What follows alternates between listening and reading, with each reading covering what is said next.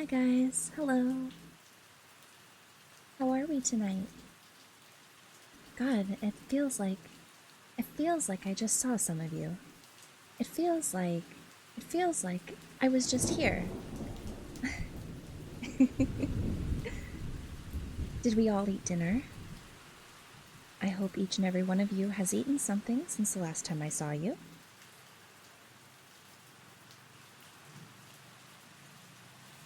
No? God, it's like you want to be scolded. That's crazy. And that's my cue? Your cue to what? Eat? Hi guys. Who got first tonight? Was it Crimson? Oh, why is that happen? Okay, let's see. Let's see. Hi, Squishy. I saw you. Nice to see you. What did you say? Just finished sorting some Magic the Gathering cards, and now I'm gonna clean my desk and read a book. W. I am about to read a book as well. Look at that. Hi, Apple. Nice to see you. Dynamic, as always. Nice to see you. Hello. Hi, Jackal. Hmm. Hi, Purple. How are you doing tonight? Welcome in. No, my thunder enter noise. Oh, I see. Apple, why are you bonking me? Why am I being bonked? That's crazy. Insane. I had pizza. Oh, what kind of pizza did you have? Hi, H2O. Hello. Hi, Noah. Asking to be scolded is a wild way to look at my forgetfulness. Well. Oh, thank you so much for the follow. Thank you. Hi, Nudge. Nice to see you. I mean, you must be asking to be scolded if you didn't eat dinner. I told everyone last stream you have to make sure you eat before you get here. I think I think I was talking about making my hamburger helper when I ended stream, but I ended up not doing that. Instead, I was like, you know what? I feel like eating a girl dinner, and I just made more pigs in blanket, and it was very good. I ate, I promise. Good job. Good job. I knew you could do it. I devoured my dinner so I devoured my dinner so hard. That's crazy. You just wanted me to say that. Everyone needs a good bonk every once in a while. I had pepperoni and bacon. Ooh, pepperoni and bacon sounds really good. I want chimkin nuggets. Get some. Get you some chimkin nuggets. I wasn't here for the last bit of the stream. I had to finish up at work. Oh, that's true. Okay. Maybe I'll give you a pass then if you go eat right now. Surprisingly, no, did not say that just so you could repeat it. I don't know. I don't know about that. Mayhaps. I don't know. You know what, Levi? I think there's still some chicken nuggets in the freezer. If you want to air fry them. I think there are still some in there. No? Why not? Why no? Why are you saying no? I want french fries too. Okay.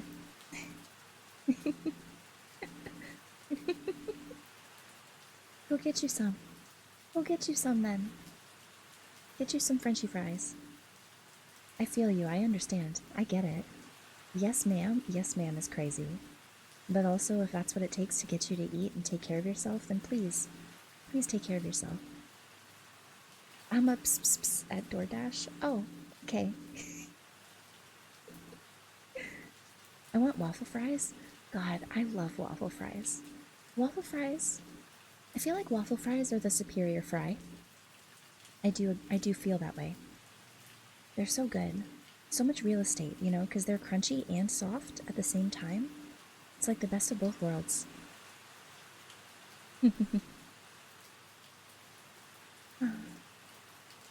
So, chat, let me ask you this. Are you excited to finish this book with me today? Are you excited to get to the end? I like the super crispy ones. Oh, thank you for the hydrate, Apple. Thank you. Yes? Yes, you're excited? Anyone who was here last week, do you guys remember what happened? Do you remember the last bit?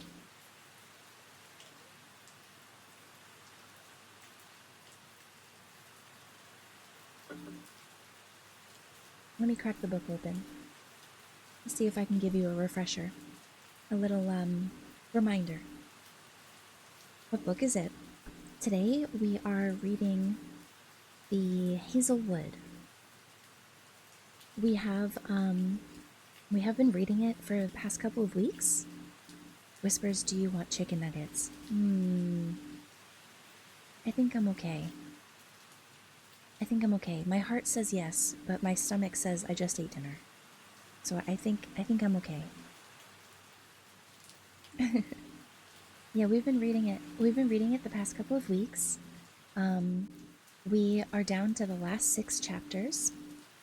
It looks like, according to the last page of the last chapter, we left off with Alice visiting this lady named Janet in the hinterland area. It looks like she was telling her that she needs to go visit the spinner. Basically, our main character, Alice, is in this place that is like, it's like a fairy tale land. Janet? Marty? Who are you people? Don't make me laugh while I'm doing ASMR. Don't. My laugh is really loud. You can't. Don't make me laugh. Ah, I understand that reference. So, I'm already in trouble for. Yeah, I got nothing to lose. That's true. I did kind of let you off pretty loose after last stream, but I needed to rest. That's right. We don't have a son. So, for anyone who was not here, who needs a recap.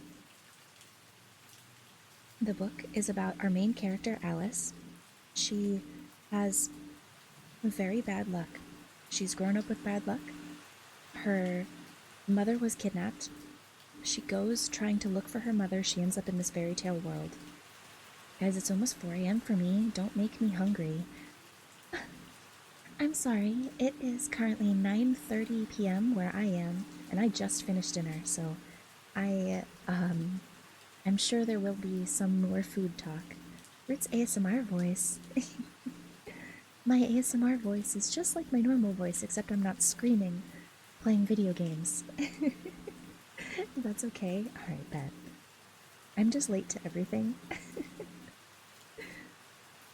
Anyway, our main character's mother has gone missing. She is trying to follow these breadcrumbs, these clues, to find her. She thinks that it is related to her grandmother. Her grandmother is an author of fairy tales. She finds out that her grandmother accidentally stepped into a dimension where fairy tales are. She follows in her footsteps, and now she's back there. We have learned that Alice, our main character, is actually part of a fairy tale called Alice 3 Times. She's considered part of one of the stories. She is still trying to find a way to find her mother, and she has been told by a reliable source in the story that she needs to go find someone known as the Spinner, who is apparently the one responsible for all of the fairy tales. And that's kind of where we're at in the story. If you guys need more information, I definitely recommend this book. I recommend you read it on your own, or the VODs of me reading to you guys over the past couple of weeks are still live on my Twitch, and I will be copying them over to YouTube if the YouTube copyright gods allow me. Pizza? Ooh. Wait, what kind of pizza? Is it good pizza? Someone else in chat just said that they had pepperoni and bacon pizza. Also, Purple, thank you for the head pat. Thank you so much. Alice 3 Times, otherwise known as Alice times 3. Pepperoni And banana peppers. Ooh, banana peppers are really good. Banana peppers are goated, honestly. That's a good choice. I tend to prefer jalapenos over banana peppers on my pizza, but I'm never gonna turn down banana peppers. Okay, I'm gonna hydrate again. I had roast chicken leg and salad. Roast chicken leg and salad. Dude, Gary. Wow, that sounds really good. That sounds really good.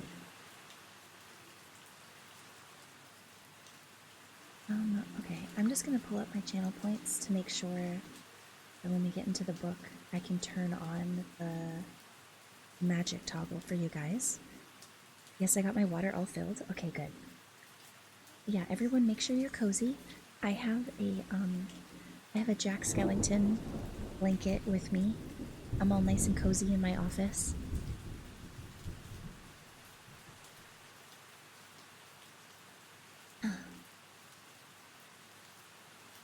Let's get into this, shall we?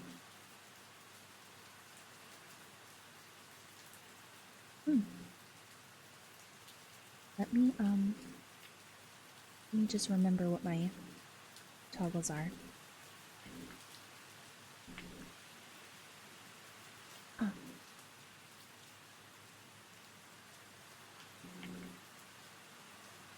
Beautiful. Okay. Now it should be active. Beautiful. Are you guys ready to get into the book? Are you ready to start?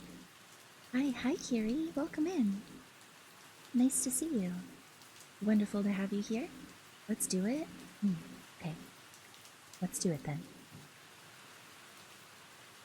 Let's do it then. Do it. Okay, and put my reminder up too. I will be reading chat in between chapters, just so that way I don't ruin the immersion for everyone listening. So be patient with me, okay? I'm gonna read, it looks like we left off finishing chapter 25, and we have to start chapter 26. There's only 6 more chapters left of the book.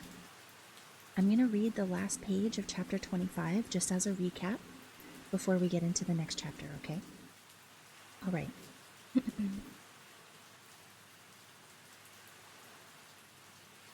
Janet moved behind me, placed a comforting hand on my neck, where hopefully my skin still looked like skin. Don't panic. If anything, it'll make it spread quicker. The spinner will know what to do, Ingrid said. Her shoulders were hunched respectfully. I worried she might try to genuinely reflect in my direction. Maybe so, Alice. You'll go to the spinner in the morning. Go where? Hard to say. But if the spinner wants to speak with you, it'll happen. I had a horrific image of a giant spider in a sticky web. Wait, the spinner is human, right? Janet wiggled her hand in the air. Again, hard to say. I'm sorry, I said to Ingrid. Fear had chased the anger away, and now I just felt meek. For bringing this into your home. That's good, Janet said comfortingly. That means your mind is still your own. And then she patted me and stepped away, her voice going brisk.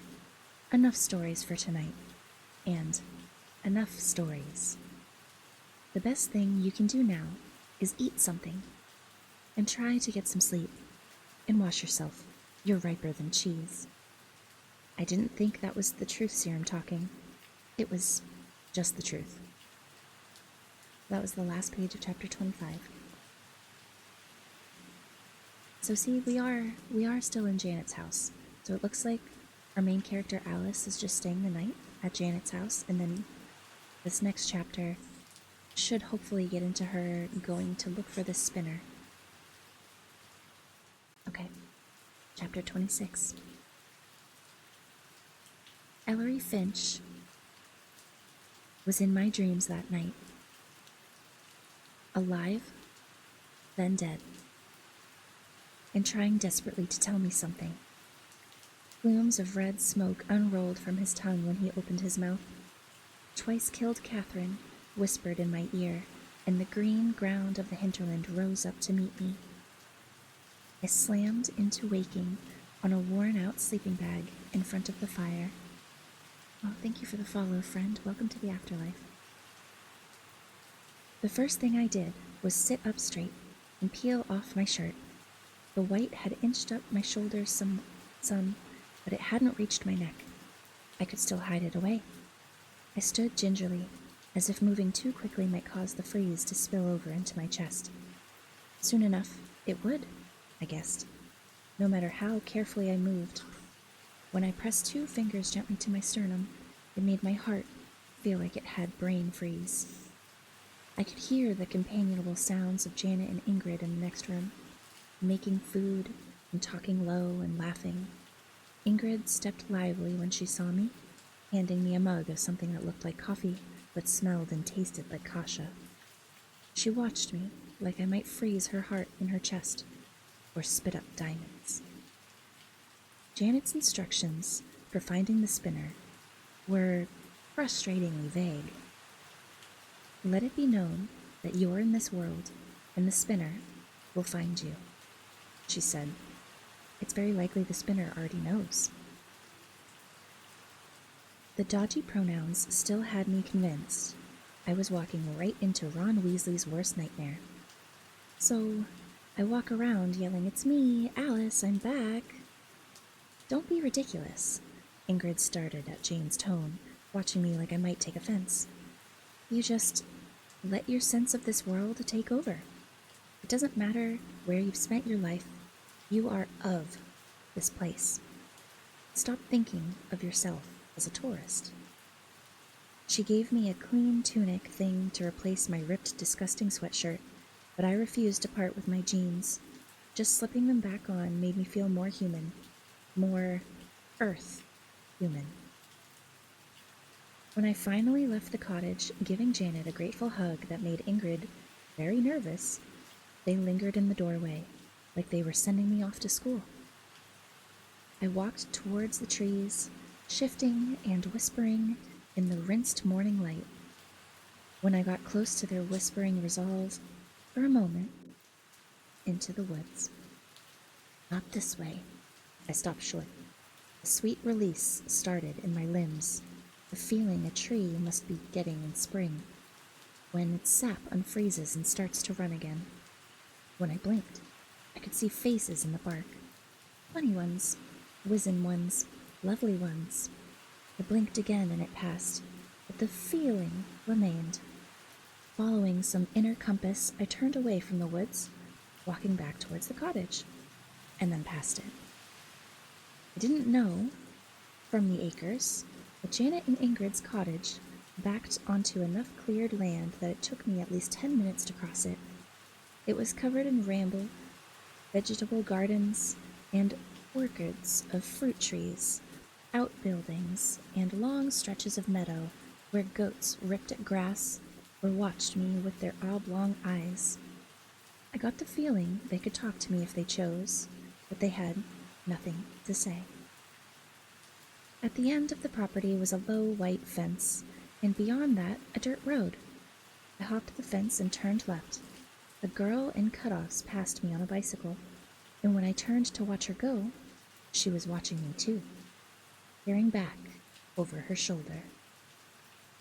The road ambled along between strands of green. I tried to clear my mind and hold on to the feeling that had put me on this path, with mixed luck. I was always shit at meditating, no matter how often Ella made me try it. I smelled salt on the air and almost turned towards it. Somewhere, not too far away, was a fairy tale sea.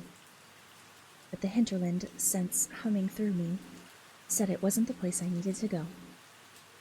Once, through the trees, I saw a woman who looked like a sleepwalker, beautiful and wearing a blood-colored dress. Her hooded eyes met mine with interest, and she gave a tiny tilt of her head. It filled me with a stupid pleasure. It's just like one Prius driver nodding to another, I told myself. But it was more than that. Something had changed since yesterday. I wasn't lost. When the ground suddenly dipped, tipping my step tipping my step downwards into a bowl of grass dotted with creamy pink blossoms, I felt like I'd seen it before, and when I came upon a boy, all in white, lying fast asleep, curled around a silver mirror, I felt like I'd been expecting him. The air around him was thick with magic, shimmering like a mirage over a hot black road. I tiptoed around his body and back up the other side. I passed a few cottages, an army green all-weather tent, and a lean-to made of flowering branches. Beneath it sheltered two long-haired children who watched me pass with hopeless eyes. I hurried my steps, thinking they were stories, but once they were out of sight, I wasn't so sure. When I saw a Tudor-style tavern on a path of overgrown grass, I couldn't tell if it was curiosity or instinct that made me stop. Judging by the sun, it wasn't even noon yet, but the place was nearly full. When I walked in, less than half the heads bothered turning. It was, without a doubt, a refugee bar. The crowd looked like backpackers at a European hostel, crossed with the cast of medieval times. I saw Converse sneakers and backpacks, peasant skirts and blue jeans. A girl wearing a tunic similar to mine was holding an ancient flip phone in her hand, rubbing a thumb over it as if it was a good luck charm. The bartender was a massive man wearing a dashiki and an impressive brown beard. When I bellied up to the bar, he was whistling a Beatles song. "Hi," he said. "What'll it be?" His accent was French, I thought, with a touch of hinterland laid over it. "What do you have?" He eyed me hungrily. "New arrival, is it?"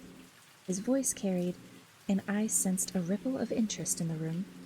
"For you, I've got coffee. Real coffee. But only if you can pay." My hands went automatically to my pockets, empty. "Not in money," he said. "In information." "About what?" I asked guardedly. He arched a dark brow and leaned over the bar. This man looked like a story, but the air around him was thin and breathable, and he smelled like nothing but hops and sweat. "About the world, of course. Ours." I had my gloves on, and my sleeves pulled down low. "What do you want to know?" "To start, what year you're from, and then you get a drink on the house for every post-1972 song you can sing from start to finish. A free meal for each if you let me record you." "Leave her be." The second bartender straightened up from where she'd been crouched behind the bar. "New house rule. No accosting new arrivals until their second time in the bar." She smiled at me. Her hair was yellow, and she wore an honest-to-God dirndl that pushed her breasts up. She looked like the St. Pauli girl. "First drinks on the house, newbie," she said. "But no coffee," the bartender guy protested. "That's only for trades. Fine tea, okay?" She turned and started pouring before I could respond. The tea was a thin brew, the color of Mountain Dew. It smelled like pine needles, but tasted pleasantly mild. "Thanks," I said, trying to peel my eyes from her hoisted chest. The other bartender did not make the same effort. He watched as she hopped over the bar and startled gathering mugs and plates from the rickety tables, then spoke to me under her breath. "Seriously, though, what year is it?" I told him, and his mouth drew down at the corners. "Oh," he said bravely. "Well, did you bring any books with you?" The other bartender overheard him and rolled her eyes, disappearing through a door behind the bar. So I told him the plot of Harry Potter and the Golden Compass. He plied me with free cups of buttery yellow beer that tasted exactly like kiwis, and I sang rustily for his recorder. "Smells Like Teen Spirit," "Landslide," "Billie Jean." The recorder looked like something Alexander Graham Bell might have used, a jerry-rigged contraption of tubes, exposed wiring, and a skinny arm scribbled over a soft metal plate. He saw me looking. I don't know how it works, he confessed, flipping it over to show me its empty insides. It shouldn't work. By then, a small crowd had gathered around us, including a bronze-skinned woman with a drowsy, just-woken air to her, whom I read immediately as an ex-story. She was accompanied by a boy of about 15, wearing hip plastic glasses. An old man in an antique suit sipped endless mugs of green tea and listened to my singing as attentively and flashy as possible. There were 2 barefoot dudes who looked like they'd stumbled in straight from the Burning Man and put me on edge. They were twinned expressions of total peace, but the whites of their eyes were shot through with red. The flora might be different here, but something growing nearby could make you high for sure.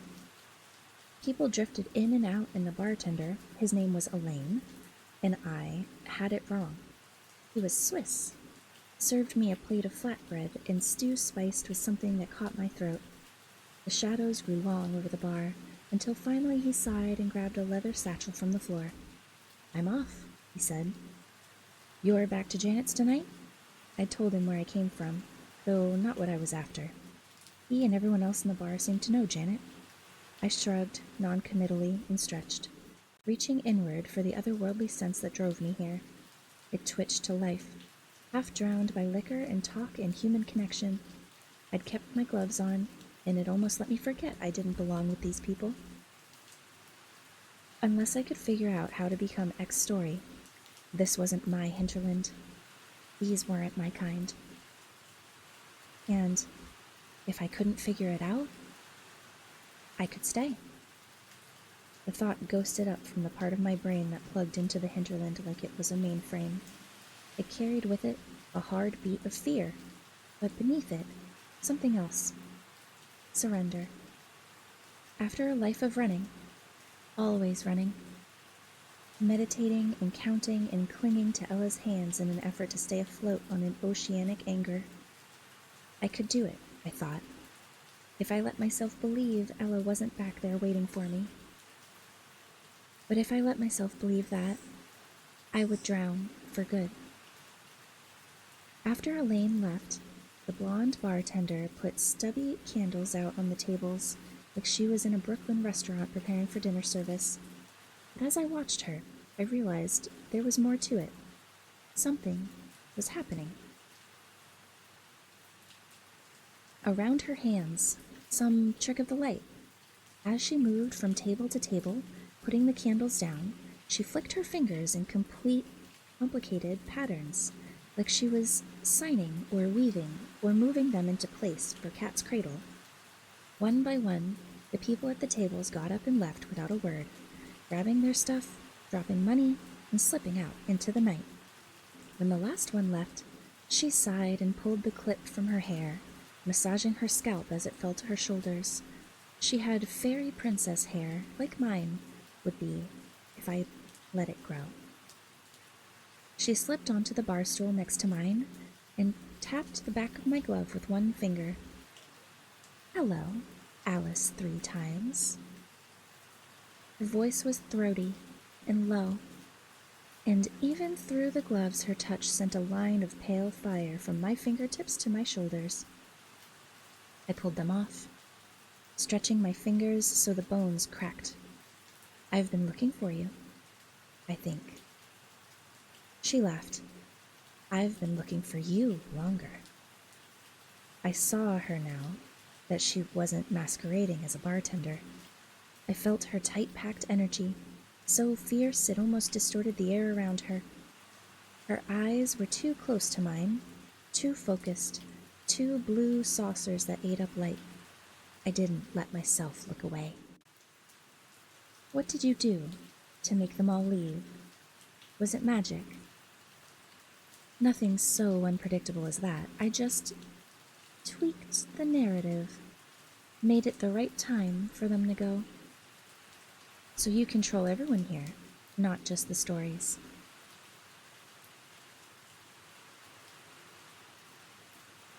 The story spinner pushed up on her elbows, pulled herself a pint of something bubbly from across the bar. I don't have to control anyone, least of all the stories. Once I set them going, they're like clockwork, a self-contained engine. She looked at me dryly. Well, usually. What I do is keep the threads untangled, keep the realms separate, make sure the stories have room to unfold, but you... She pointed a finger gun at me. I wondered for an aimless moment whether the hinterland had guns. Are the hitch in the clockwork? It is too much to hope that you came back to finish your story? This, I realized, was Althea's she, the one who wouldn't let Althea die, who let her go once and regretted it. She wouldn't make the same mistake twice. Can I? Finish it, I mean. If that's all you need me to do before I go, then I'll do it. I didn't know what I was promising, or what it might mean, but what she said made it sound finite, like maybe I could make a deal. Her eyes took the measure of me, a quick water blue assessment that made me feel like a bolt of cloth or a coffee cup. Just for a moment before they dropped like mercury into soft sympathy. Don't trust her, then, though that was already clear. When you finish a story, she said patiently, it begins again, until I stop telling it. And while they're being told, stories create the energy that makes this world go. They keep our stars in place. They make our grass grow. Are you a story? Or an ex-story? I'm not from here. I'm not from there, either, she added before I could ask. A third place, then. The idea plucked at the edge of my brain. I imagined a whole universe of worlds floating in an unfathomable vastness, like lentils scattered through ashes. It was such a lonely vision it made my chest ache. Are you going to let me go home? I whispered. Oh, Alice. The regret in her voice sounded real. Look at yourself. At your hands. It'll reach your mind soon, you know. It'll reach your heart. They've been waiting a very long time for you to come back. The Queen, the King, and Stasis has sworn that stories, they say. She laughed, like what she'd said was funny. You say stories run until you stop telling them, I said wildly. Can't you just decide then to stop telling mine? To let me go? What about the hinterland makes you think I'm nice? She drank half her beer down, leaned in. I did a favor for a woman once, a spinner, in her own way.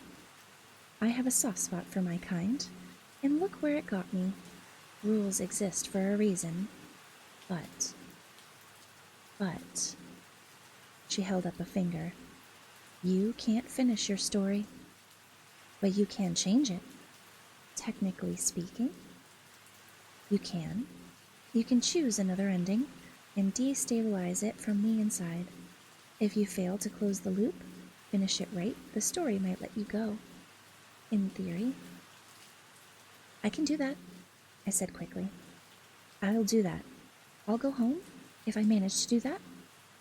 She rested her chin on her hand, eyes hooked on me like I was an experiment.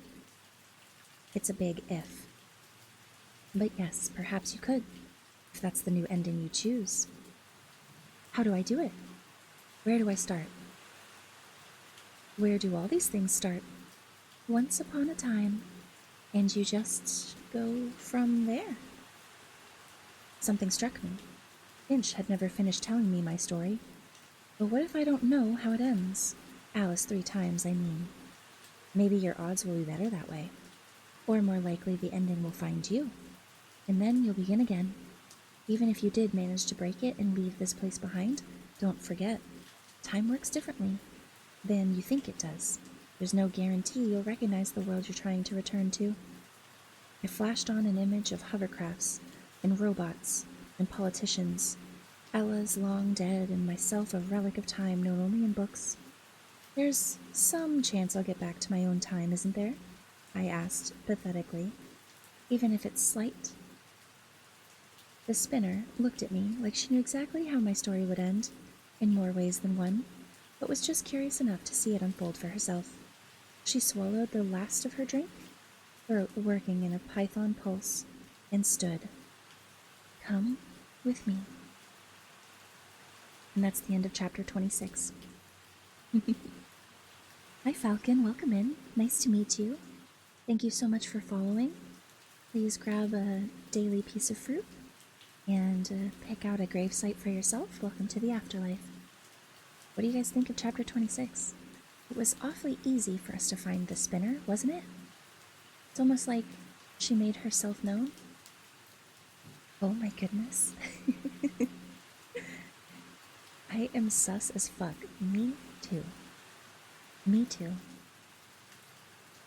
I also think you can't finish your story or change it. I also think it's interesting that the book keeps mentioning Finch. Keeps mentioning him. Very interesting. Yeah?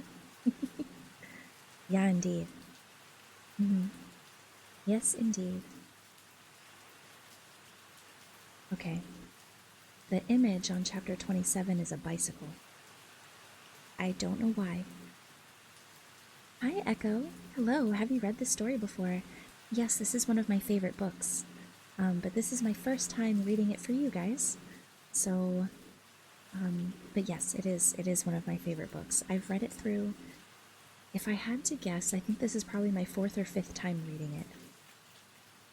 It's one of my favorite books. I love it so much that I have it like annotated and like highlighted. It has like sticky notes all over it. It's a very well loved book. Ooh, yay, you have a beautiful calming voice. Oh, thank you. Thank you so much, Echo. Thank you. Welcome in. Welcome to the afterlife, friend. This is also the first book that I'm reading for chat at all, so I can't wait to continue this series and pick out more books to read. I'm having a great time. I love books, though, personally. I like the fantasy, fairy tale, macabre genre. I cannot wait. Yeah, it's a good time. It's a good time. I'm having a great time.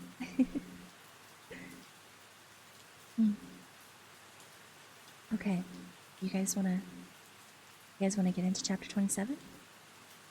I'm curious. I want to know what this bicycle is about. I want to know if Alice can break through her story. Yes, please? Okay. Chapter 27. I followed, leaving my gloves on the bar. I knew without looking that the freeze was spreading. I could feel an itchy flutter over the skin of my neck. She led me behind the bar and through the swinging doors. If I'd thought about it, I would have expected them to open onto a back room like the one at Salty Dog. Boxes and coats and maybe a messy desk. But they led straight out onto a cobblestone street. It was empty, lit by the moon peering between rooftops. Across the way was a shop, a window warm with candles, their flames making the toys behind the glass glimmer. There were puppets and instruments in a lake of blue tins, crossed in tidy arcs by tiny tin skaters. Masks, hoops, carnival doll, and aged lace with a face of polished wood. At the center of it all stood a model castle that looked like a wedding cake. I could see movement in its tiny windows. I took a step closer and the spinner stopped me with a hand. Don't get too excited. That's not your story. As I turned away, something moved in the darkness beyond the window display. A shape too long and slender to be human. I shrank back, following the spinner. Propped against the wall of the bar were 2 bicycles. She climbed on one, and I took the other. A vintage beast, heavy as hell with soft, underfilled tires. Go quiet, said the spinner, her whisper carrying back to me, and do not interfere. It was a good warning. The village we rode through was sleeping. It was filled with wakeful things. We rode past a house that hung too close over the road, as if it had outgrown its lot. 3 women moved like mist around its eaves, reaching up to tap their fingernails against its windows. One looked around at me, her eyes pale marble, and I pedaled faster. A few streets down, a small figure in a nightgown lay on the very edge of the rooftop, arms reaching towards the moon and one foot hanging down to kick at nothing. I saw her for a moment and wondered if she was Hansa. At the village's edge sat its largest and loveliest house, backed by a long torchlit garden. In it, a boy paced and held his head and spoke to the air. I could see the barest shimmer in it, could almost make out who or what he spoke to before we wheeled past into the dark. The road that carried us out of town was glittering red dirt. The moon hit it at funny angles, throwing spangled bits of light into my eyes. "Stay on the path," the spinner said, "no matter what we see in the woods." Her voice had changed. She was still a figure on a blue bicycle, but her speech was low and rough, and the shape of her had swelled. She grinned back at me, white teeth in a hard, unfamiliar face. Best not to go through the woods looking like a tavern wench. Too tempting for some of the stupider stories. I kept my eyes on her back a while, watching for another change, but the woods were distracting. The trees woke up as they scented the spinner. They thrashed their branches, filling the air with their thick, resinous breath. It got into my nose and under my skin and made me question my reason for following this stranger through the fairy tale woods. For Ella, I reminded myself, to finish my story. But she couldn't have felt further away. The road changed to white stone and narrowed, snaking like a necklace through the boiling heads of trees. I was slick with sweat and stuck all over with leaves that bleached the pale me as they fell. None of them landed on the spinner. A sudden metronome beat rose from the swirl of trees and night. It filled my chest like a heavy heartbeat and threw off the rhythm of my breath. What is that? The spinner braked just off the road. I stopped beside her and looked at the side of her face. The blue eyes were the same, but her features were heavy and blunt. "Don't watch me, watch the road." Down the path of the white stone, just wide enough to hold them, came a caravan. In front and following behind, men in military dress on high black horses. Between them, 2 horses carrying a litter. I winced to see them sag under its weight, then breathed in hard when I saw what was inside. A woman, so pretty it felt like a trick. Her head was shaved, and she wore no jewelry. There was nothing to protect you from her face. I looked at it from one angle and then another, watching it change like a hologram. The ice climbed my throat with reaching fingers. I couldn't breathe, and the metronome tick was maddening. It came from the woman in the litter, a woman in bridal white, ticking like a clock. Her beautiful bare head turned in a dozen quick beats, and her eyes fixated on mine. The spinner moved between us, wrapped warm hands around my throat. The ice receded under her fingers until I could breathe again. "Not yet, Alice 3 times," she whispered. I sucked in icicle air. Not yet. When the spinner moved away, the caravan had passed. "Not yet," I said. "What does that mean, not yet?" "It means the only way out is through. Through the woods, through the story, through the pain. Did you think you'd get what you wanted for free?" I fell back, chastened. "Can you at least tell me where we're going?" "I told you, once upon a time." I slipped a loose white stone, rolling my bike's dead weight back onto the road. "What does that even... And why on bikes? Wouldn't horses be faster?" "Horses are unpredictable," said the spinner. "Even for me. They tend to turn into stories halfway there." She turned and pointed a finger at me. her face irritable, and as human as I'd ever seen it. Never trust a hinterland horse.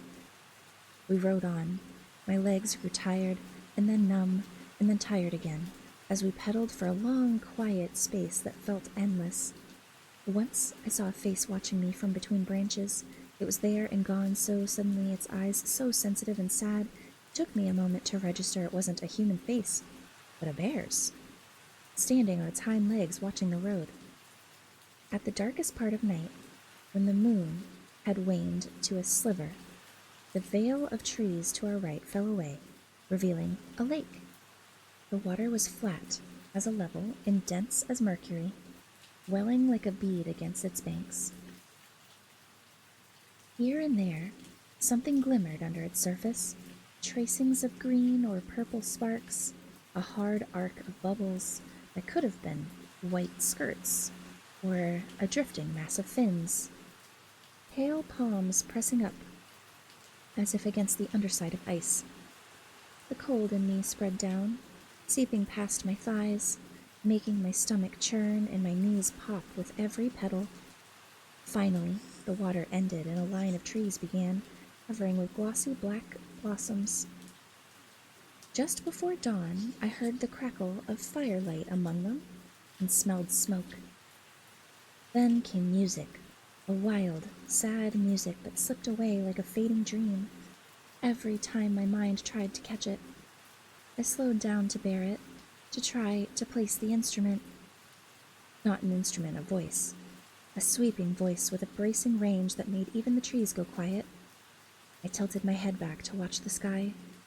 And then the spinner was there, rolling her eyes, singing Yellow Submarine at the top of her lungs and slapping me hard. Pedal. You need to pedal. She yelled between verses. Have some pride in your pedigree. You're not some idiot refugee, you're Alice 3 times. I followed her, anger budding dull behind my eyes. Once we'd left it far enough behind, the music crept from my body like a sugar high, leaving me shaky. At the end of the night, the forest ended sharp as a knife, the road turning from a narrow chain to a broad white ribbon.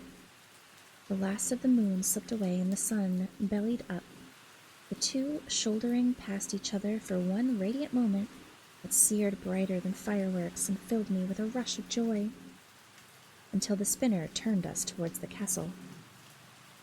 Home. The word swam up from the same neglected place inside of me that knew the name of the Briar King, and recognized the contours of this world in the way I'd known the breath of my own body in the dark. It looked like an abandoned toy. The road wound towards it, and it grew up from the road, made the same white stone. It was a rambling thicket of turrets and dull windows and decorative outcroppings. At their center was a narrow tower with murder holes. The whole thing wore a shroud of fog that breathed and twitched under its own weather. I planted my heels hard in the road, tasting bile at the back of my throat. I'm not going in there. The spinner laughed, and I startled back. She changed again. Her face was a soft circle, her hair cropped shorter than mine. She was dressed like a knight.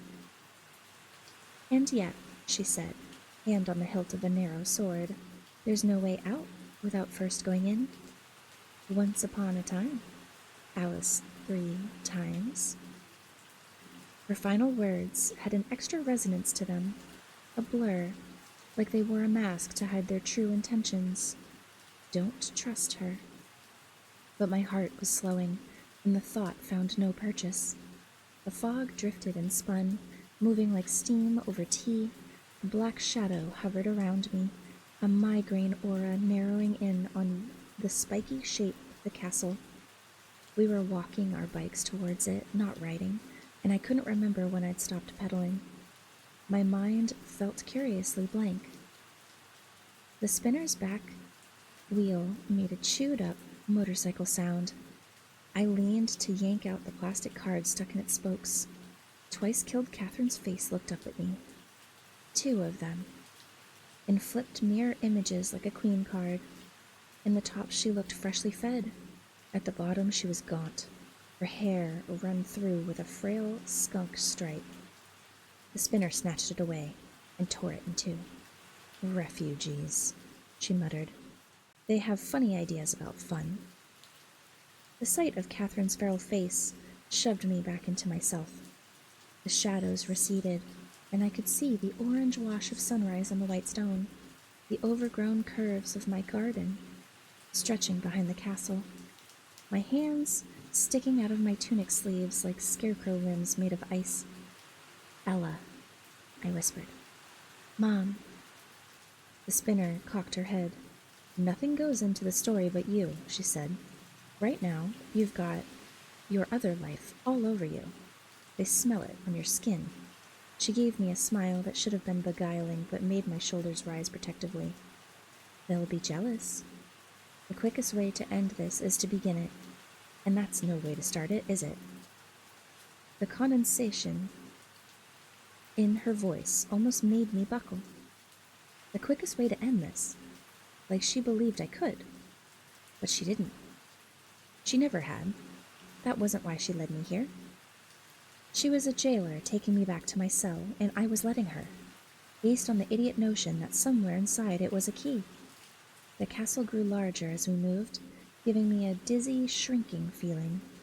The shapes of it sharpened, but everything else was flattening. The scent of green and pollen and rain, the smoky taste of morning, birdsong and breeze went tiny, like I was hearing them through bad speakers, and then cut off short as we stepped into the castle courtyard.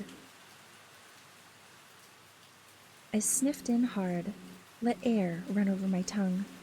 Tasteless. The castle was a dead place.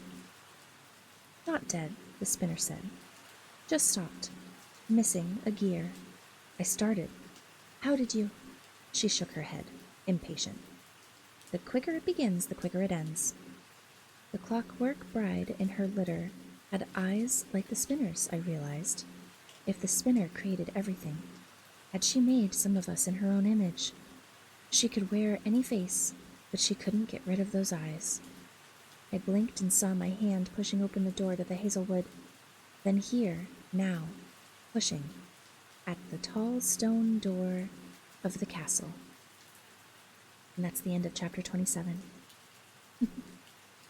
Oh, Alex, you made it. Hello, hello. Hi, Kinnick. Welcome in. Nice to see you. I hope the night is treating you well. What do you guys think of that chapter? I don't trust the spinner at all. I do not trust the spinner at all. Oh, hi, Jello. This is so cozy. Thank you, wifey. You're welcome. You don't have to thank me for this. I'm having a great time. Are you a ghost? Because you can haunt me. Oh, I am a ghost. Wait, are you giving me consent to haunt you?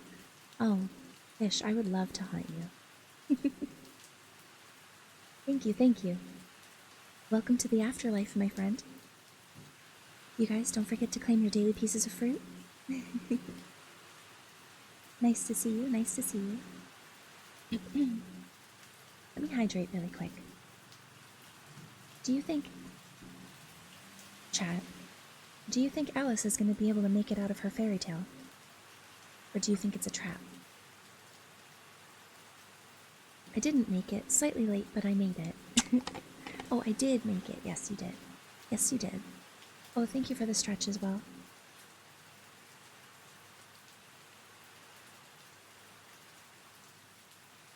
Slightly late still counts. I'd say it's a 50-50. A 50-50 whether you trust her. Okay, let me do your stretch. Oh, God. I'm really glad that my mic doesn't pick up all of the bones in my back cracking at the same time.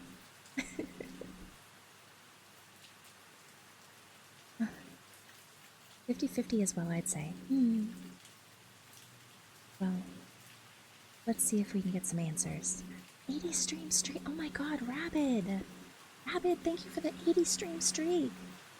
What the hell? Thank you! Thank you, thank you, thank you so much! Oh my goodness. Also, chat, thank you guys so much for the follows as well while I was reading. It means a whole lot to me. W Rabid, yes, W Rabid. We streaking. You're streaking. You're definitely streaking. Oh my goodness. Hmm. Okay. I'm nervous about this. I'm nervous about this next chapter. Hi, Father. Nice to see you. I love my wife. I love you too. I love you too, Rabid. Are you guys having a good night? I hope so. I hope so. We are about to start chapter 28. We only have a couple more chapters left. It's making me a little nervous. Lovely night for sure. Thank you. Oh my god, the salute. Okay, guys. Let's get back into this next chapter. I'm really curious. Twitch decided to yoink my streak, so I'm starting back from scratch. I'm so sorry. Twitch is just weird like that sometimes. But I know you were here in my heart. Mine did too. Oh my god. I don't know why it plays games like that, truly. Okay, let's get back into it. Chapter 28. The first thing I heard was the music. A hectic 2-bar tango played over and over again. We entered a hall so high and vast it felt like a gym, its gilded corners softened by mossy masses that had to be birds' nests. A U-shaped table in the center of the room was lined with people. People eating, laughing, whispering to each other, stabbing at their meat. In the center of the room was the source of the awful music, a man in dirty green with a head of dark curls holding a violin. He sawed at it savagely, in a jerky motion that looked painful. I froze, and the spinner stuck a hard finger in my back. We are the scariest things in this castle.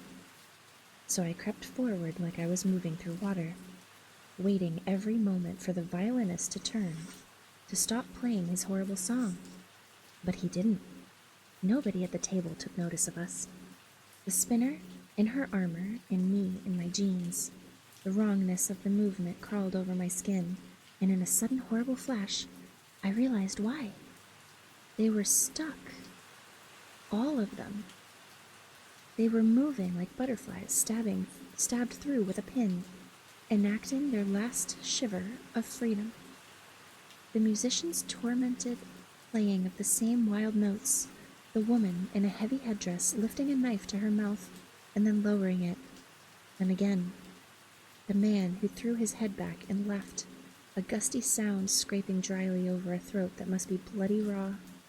Slowly, I circled the musician until I could see his eyes. His head was cast down over his instrument, his hair a curtain between us, but they met mine, straining up in their sockets so I could see their dark blue anguish. I did this. My leaving. It did this. I broke free of the musician's gaze with a feeling like gauze unsticking. But now I saw them, all over the room, eyes running over me like searchlights, dozens of moving points of misery and fear and appeal as they ate, talked, laughed, a murmur that rose beneath the violin's twisted notes in a madhouse swell. I felt myself sinking, and the spinner buoyed me up, her mouth amused. "Leave them," she murmured. "They've been all right without you for 17 years. What's another minute or two?" 17 years. 17 years in this rictus. Finally, I was grateful time worked differently here. Maybe it felt faster to them, like time passing in a dream. I shrugged her off. "You could help them," I hissed. "You could make them sleep, at least." "Nobody can fix a broken machine if they don't have the parts," she said, and led me into a passageway whose floor trickled with rushes. Here and there they rusted with tiny things moving in circumscribed paths. The walls of the passage were hung with tapestries that tugged at my mind like stories left unread. A girl standing on a dock at the edge of a subterranean lake, an empty boat waiting in the water.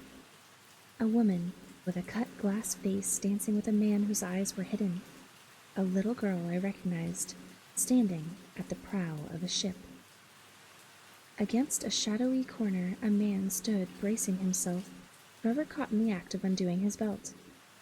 In a hell-hot kitchen, a trio of women with burst red faces made a chorus of ugly music. Clank of spoon, thump of dough, eerie scrape of knife over whetstone. At the center of the room filled with instruments, a child threaded her fingers around the strings of a harp. Under the eye of a woman sipping endlessly from a teacup, a maid leaned against the wall in another dark hallway, her face wet with ancient tears. In the castle's center was a perfectly round courtyard, where snow fell on small figures moving in shudder step. An arm rearing back with a snowball, a slip and a thump on hidden ice, the same shrill cry of hilarity as a snowball hit its mark, which sounded in repetition like a shriek of a dying animal. I knew I was being corralled towards something, not just by the spinner, but by the bob of the compass hidden in my chest, tugging me towards the heart of the castle, to the foot of a winding staircase of stone. Almost there, the spinner breathed. The only way out is through, I climbed. We rose and rose past landings and tapestries and people stuck in a long record skip. A little boy crying out as a cat bit his finger, the cat rearing in a painful strike. A man and a woman wrapped in a rolling embrace on a lonely landing. The stairs narrowed into a tight seashell whirl as we climbed into a room that appeared in pieces as we rose. A stripe of cold fireplace, a woman's goose-pimpled legs where her skirts rose up, a wall unsoftened by tapestries, the bed where a second woman lay with her hair gathered around her like a cloak. The room was dim. It smelled like a blown-out match, and the close breath of the women. One wave-faced on the bed, her belly an oceanic swell and her hands squeezed into angry balls. Her breath was caught in a staccato beat. She had been arrested at the crest of a wave of labor pain. A midwife with a blunt face hung over her, making a noise that was meant to be soothing. My legs were almost too heavy to heave over the landing. I knew if I lifted the hem of my jeans, I'd see skin gone to white. When you were ripped away, they crawled back to their starting places, the spinner said, and there they've waited. Her eyes slid over the two women, like they were furniture. They slid over me. She breathed out long and slow, her face changing into something I forgot with every blink. She rolled up her sleeves. She had sleeves again, not armor, and opened her mouth. "Why did you make me?" I asked her. Before she could speak, I felt like a convict standing on a gallows with a noose around my head, asking after the nature of God. Why like this? Can I really end my story? Were you ever going to let me go? Let you go? Her voice was honey on razor blades. Go to what? This is your purpose, the start of your story. This is what you were made to do. So you lied. I can't really change anything. She smiled at me, a tender smile that sent fear jackrabbiting through my blood. You won't want to, Alice. Can't you see that? The stories are perfect. The stories are worlds. I made a whole world just for you, and in it, you get to do what nobody gets to do. You get to live, and live, and live, and live, and everything will come out the way it's meant to, no matter what. I made it that way. But how is that living? I whispered. Something passed over her face, a look of soft indulgence. You've lived more than most already. You burn so brightly, Alice 3 times. So much anger, so much ice. A story wouldn't have waited like this for just anyone. But I'll be dying too. That's the end of my story, isn't it? That's what you're worried about? Dying's not so hard, Alice 3 times. You've done it before. I went for the stairs. I wouldn't get far. My legs felt like logs and my breath came out in white clouds, but I wanted my last act as a free person to be one Ella would be proud of. Ella, who brought my freedom with 17 fugitive years. All so I could throw it away on a gamble. I was right. I didn't get far. I barely had time to turn before the spinner yanked me back around. She touched my cheek and the ice rose to meet her, shivering through me and up to her fingers in waves. It shouldn't have hurt. If I was just the stuff of stories, the ice sealing my throat shut shouldn't have burned like that. And the pain of going breathless shouldn't have felt endless, and the fear rising off my skin shouldn't have smelled like a cornered animal. The pain was so massive it pressed out of reason. I couldn't even whimper. The spinner spoke into my ear. When Alice was born, her eyes were black, from end to end. I went blind. My body shuddered in like a telescope, and I lost track of my limbs and where my head was, and found myself suddenly bodiless. Just an awful yawp of cold and dark, and a focused rage that should have eaten me up like a cinder. I was imploding, and I had nothing to scream with, and my mind was melted plastic, and my last clear thought was of the spinner's sociopathic blue eyes, etched into the cold glass of my fading consciousness. And then I was nothing in the dark. That's the end of chapter 28. Hi, Proxy. Hope you're doing lovely. I'm a lurk here. That's okay. Thank you for the lurk. Much appreciated. Always lovely seeing you. Oh my gosh. So that was crazy.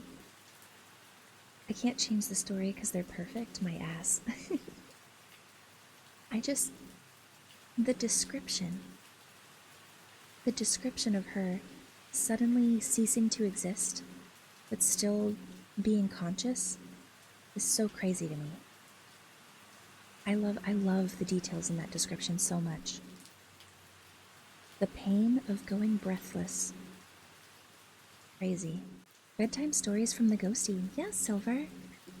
Hi, how are you? Yeah, that was as terrifying as it was fascinating. The spinner literally just touched her cheek and then suddenly she started disappearing. It's crazy. Nice to see you. Nice to see you. I'm good. I'm so glad. We've only got, I think, 3 more chapters left. Oh, thank you for the thunder. I think the thunder is so cozy. The thunder is so cozy.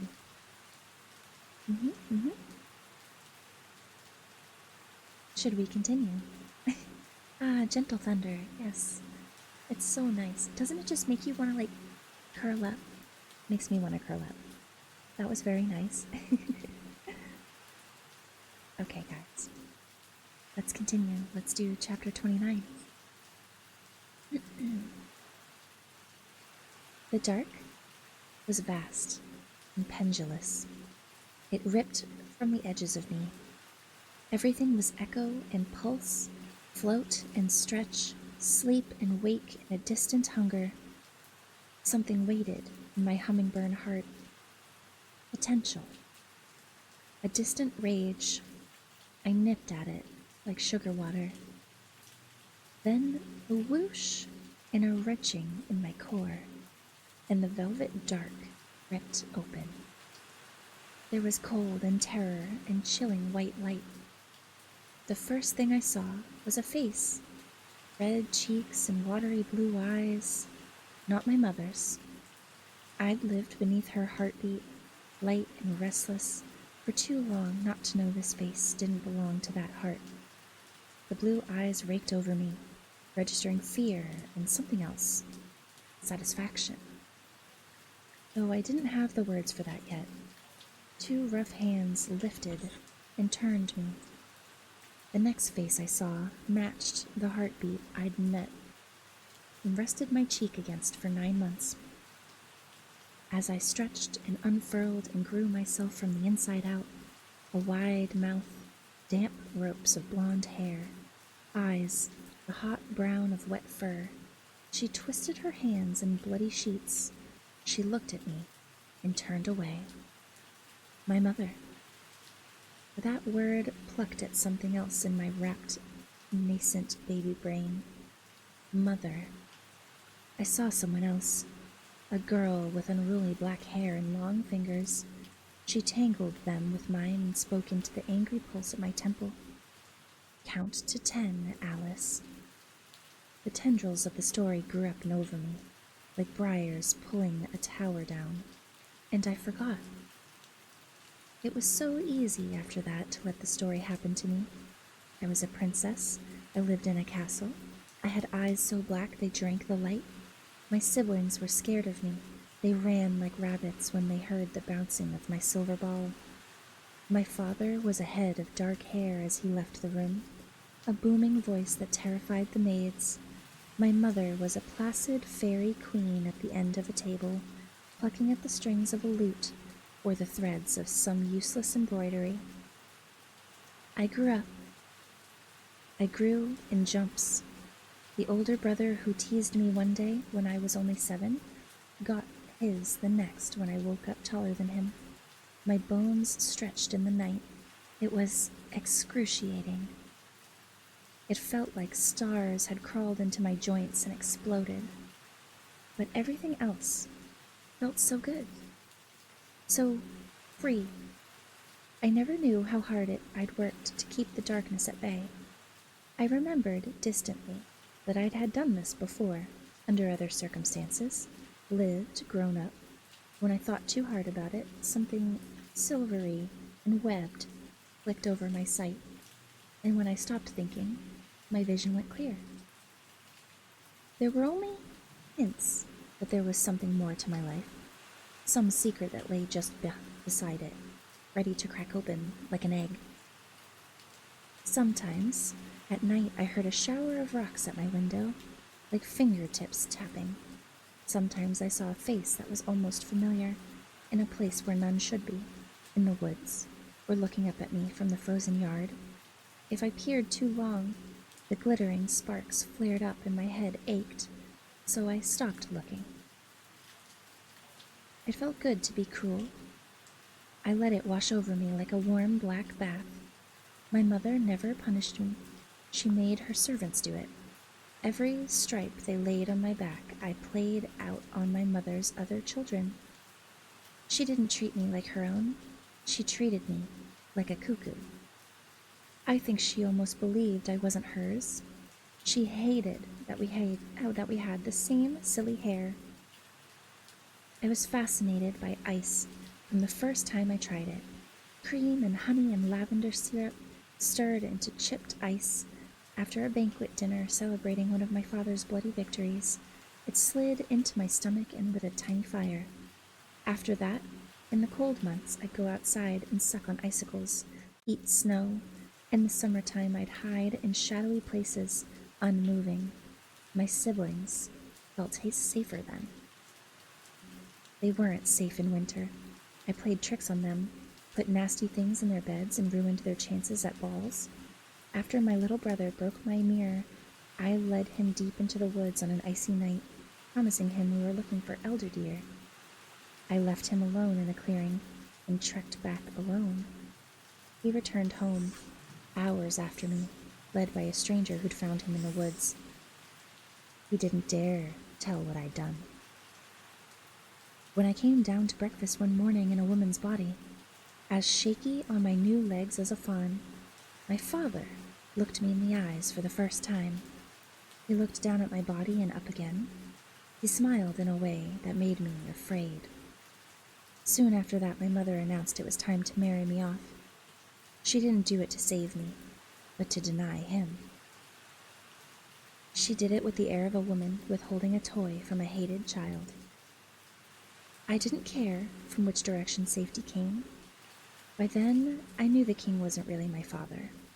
A contingent of men had spent a few weeks at the palace some months before I was born. They lived in the ice caves at the very edge of the hinterland and answered to a warrior queen. Rumors say she was briefly the king's mistress. My mother got her revenge with the man who gave me my ice-chipped eyes. When my eligibility was announced, I knew I could be frivolous. A princess can set rules for her suitors, even a black-hearted girl like me. It was high summer when I told my father I'd marry the man who brought me a velvet purse full of ice from the distant caves. It wasn't sentiment that drove me. It was curiosity. No, it was something else. Instinct. I felt, not for the first time, the influence of some unseen force in my life, some hand that wasn't my own. That feeling was what once made me throw my brother's toy cart into the fire. The way he tugged it carefully along with its little wooden handle put me in mind too much of myself. The suitors came. They presented me with ice, but not from the caves. I knew by sight, by touch, and taste the ice dug out of sawdust in a barn, the ice from a frozen creek, from the glacier atop a mountain. Summer became winter, and nobody had gotten it right. The brothers who finally won me were both tall, with hair the color of a fox pelt. But the similarities ended there. The older brother was broad-chested, hard as flint, with a flat brown glare. He had a dirty face when he presented himself to my father. The younger one stood behind him, looking down. He was lean and favored one leg. He looked like someone I could break. They came at the raw edge of spring, where the other men had gone down on one knee to present me with their gift. The older brother slung it into my lap. I knew before I opened the bag he was the man I would have to marry. The ice was beautiful. It danced with the phantom green lights the skies over the caves were said to hold, and was cut into delicate cubes. I looked at the first brother's heavy hands, and then the narrow fingers of the second. He was the one who'd done the cutting. He kept his head down, like he was ashamed of himself. I couldn't see his face. The first brother spoke his intention out loud. They meant to make me a servant, not a wife. I could see on my parents' faces that they didn't care, so long as I was won fairly. They couldn't save me from this. Wouldn't. So I swallowed the ice. It left a burning trail down my throat and hit my stomach like blue fire. It coiled there, and it sent its veins into my arms, my legs. It froze the last bit of life out of my deadened heart and slowed the workings of my mind. I had a quick mind, and there was just enough time to feel fear lance through me before my thoughts turned into cold honey. I heard my mother's distant scream, my father's shout. I watched everything through a latticework of frozen tears. The brothers arguing, the eldest hefting me over his shoulder like I was a bag of grain. My silliest sister sank her teeth into my hand before I was scared away and reeled backwards, coughing. My brothers tied me to the back of the horse that was my dowry. I saw nothing but the curtains of my own hair and the puffs of my breath, freezingly white on the air. Someone followed us out of the castle yard, down the muddy road, into the trees. Someone who made my head throb and sparks sizzle over my sight. I heard their tread like an echo to the brothers. I was frozen, trussed, on my way to a life of servitude, but the follower, that was what filled me with fear. When the brothers stopped to make camp, they left me on the horse, tied upright, unmoving, as if from the bottom of a well, I heard the older brother's laughter, the crackling of a fire. Much later, hands untied me from the horse, laid me flat beneath a tree. When they were asleep, the ice that sat like frozen coals in my stomach shifted. The freeze came slowly undone. My lips and eyes thawed, my fingers pricked, and I started to shake. And when I felt strong again, I slid free of my ropes and walked over to the older brother. He was even uglier, in his sleep, his face twisted by cruel dreams. I hung over his sleeping body and fitted my lips to his. I blew my ice into him, along with my hate. He went with a shocked flutter and a rotten-tasting sigh, his heart frozen before he could struggle. I returned to the horse and listened for the follower. I listened even in the frozen half-sleep I couldn't fight back, which came over me the moment I was still. The hours passed, the light turned silver, and the younger brother's shout broke the air when he found his brother dead. His boots stomped over the thawing ground. Some deep, moving part of me braced itself for a kick that didn't come. Instead, the brother crouched and blew warm breath onto my eyes. As fast as they thawed, they froze over again, but I managed to shift them in their sockets. For the first time since they'd taken me, I was looking at the man's face, at his dirty red hair.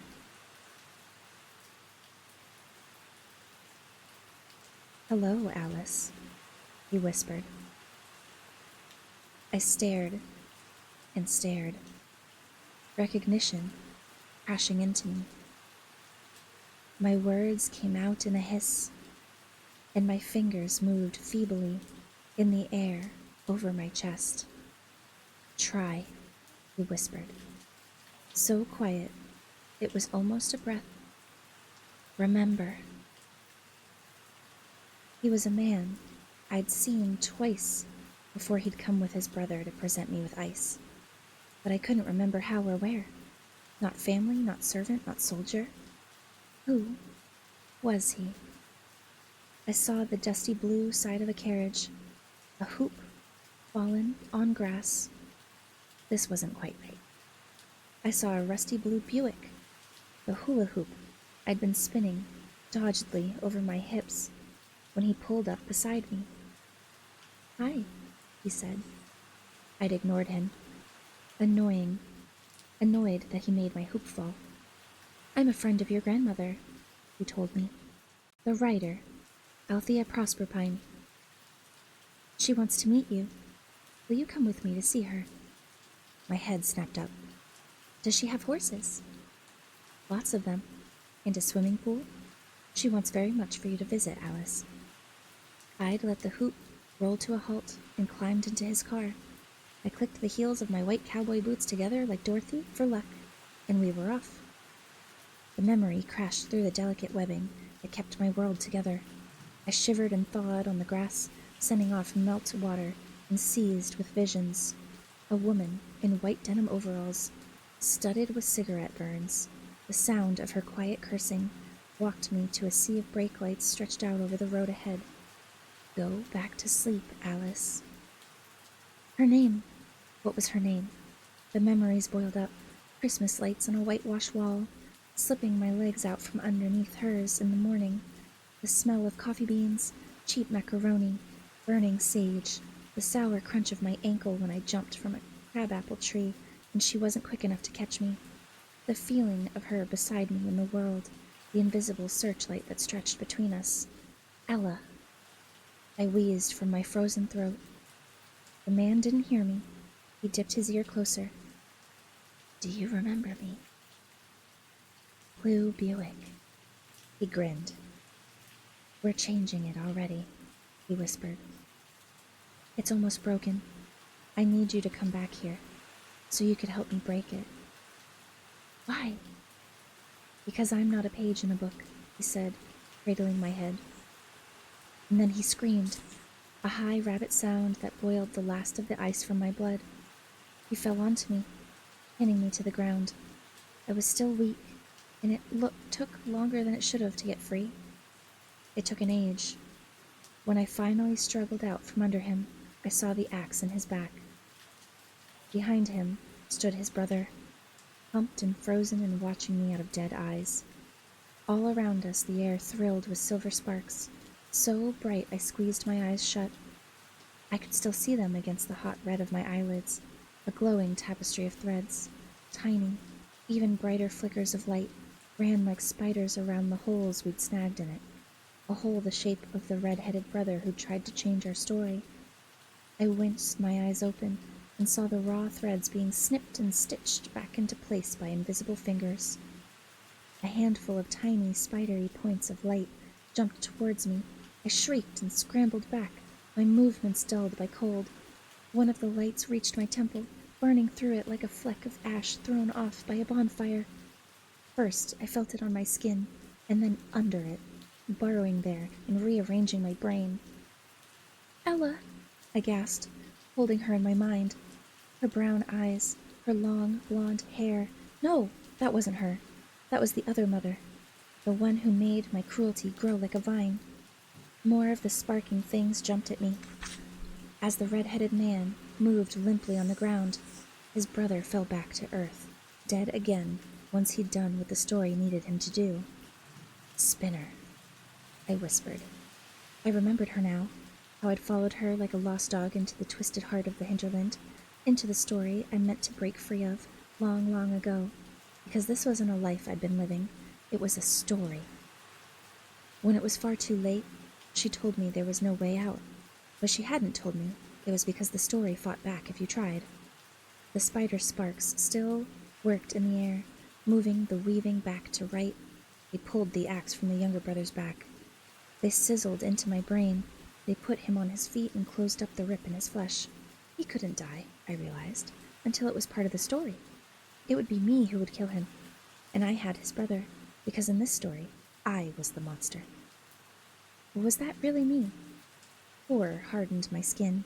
It sent the cruel little sparks bouncing off of it like fire from a forge. I held on to the tenacious spike of fear and rage. I couldn't let my story end this way. The red-headed man stood, but barely. His eyes were wild.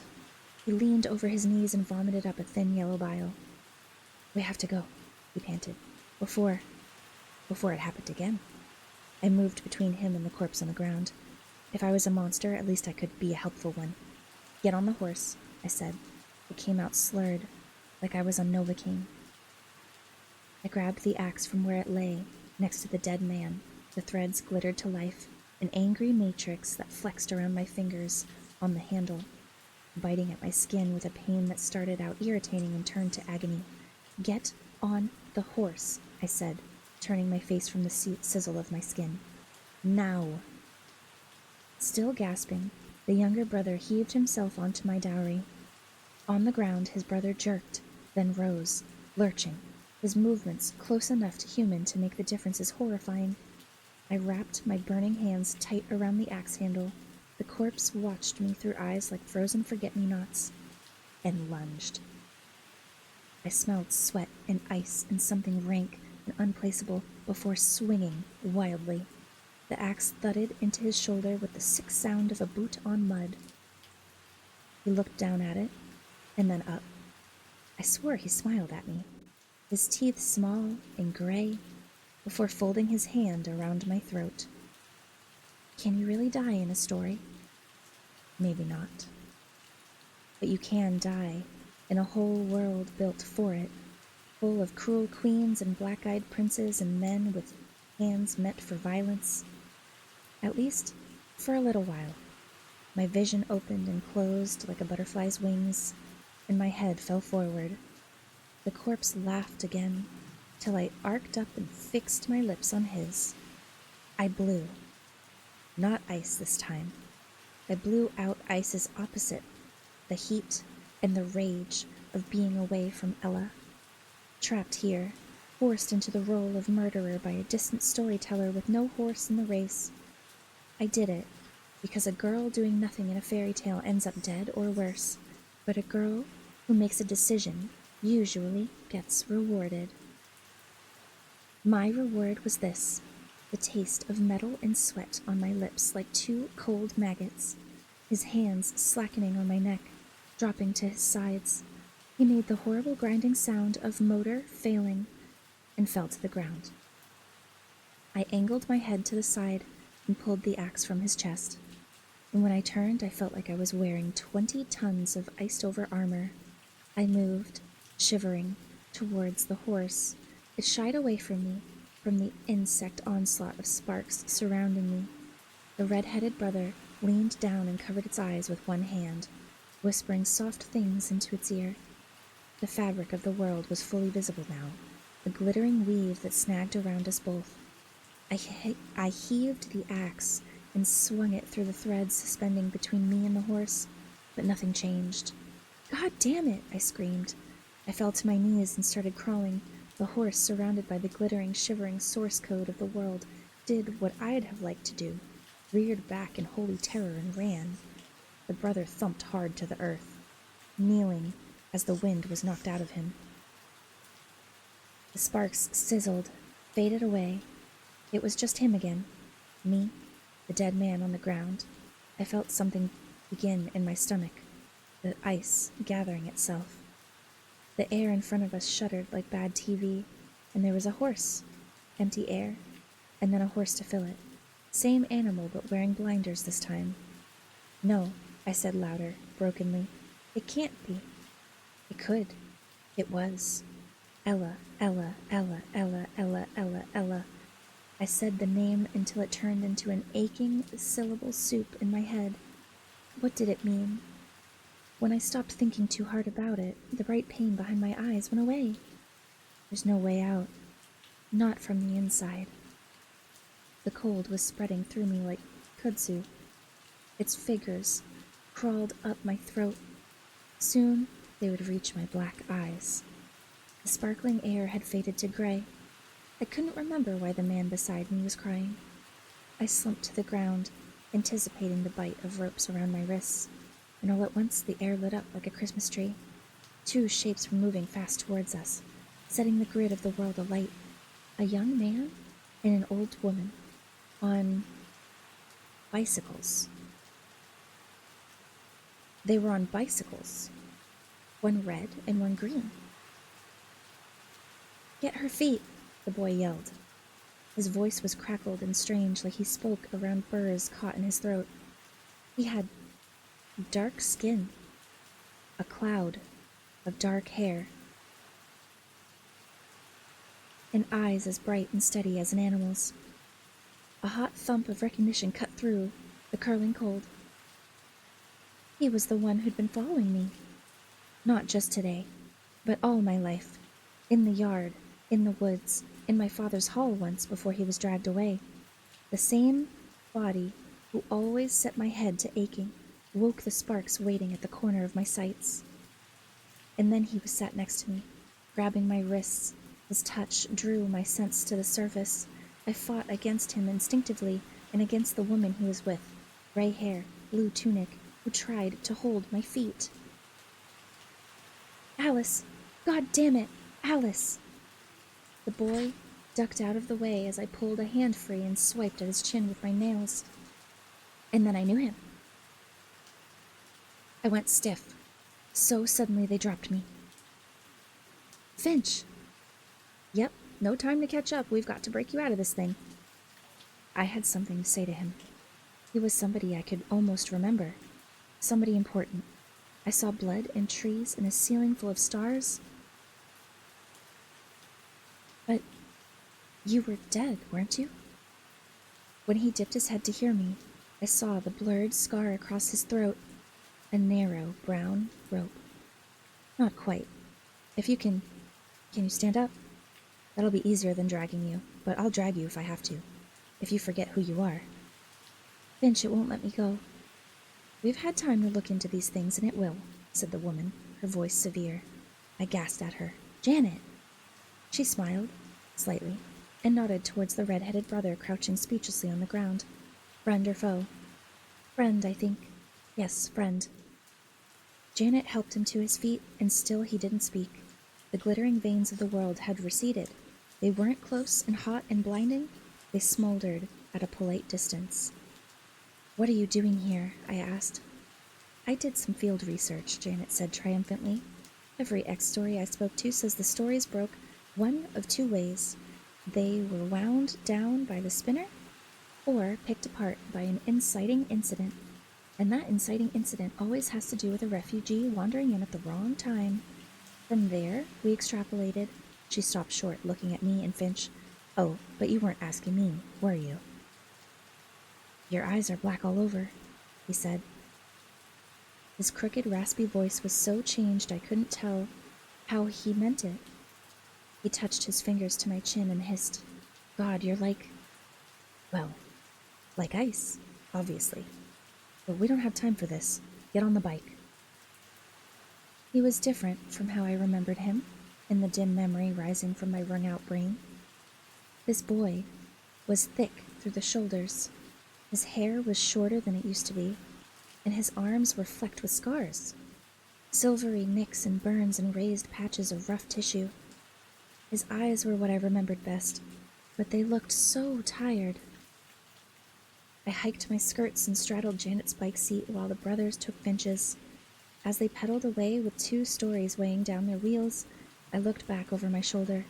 The horse that shouldn't have been there went up in a shower of sparks. We lit out towards the grid of sizzling light.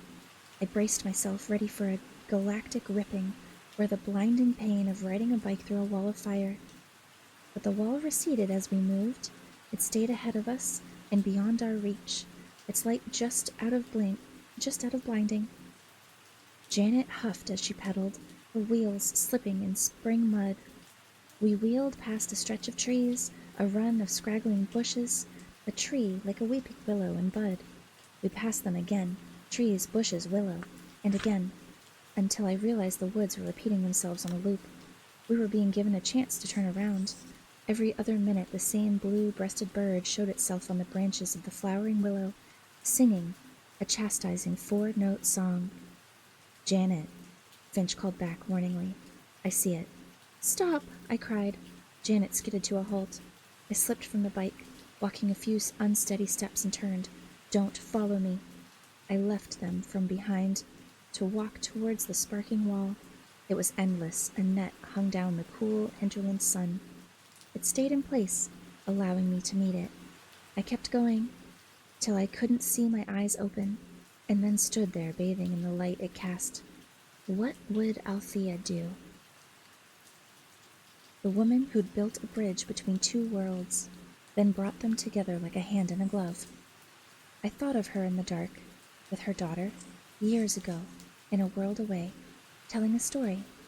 I thought of the words she wrote down, tripping over tongues and across continents, slicing fissures in the walls of the world. "Once upon a time," I whispered, "there was a girl who got away." The light burned a little less brightly through my lids. Maybe. "Once upon a time, there was a girl who changed her fate," I said louder.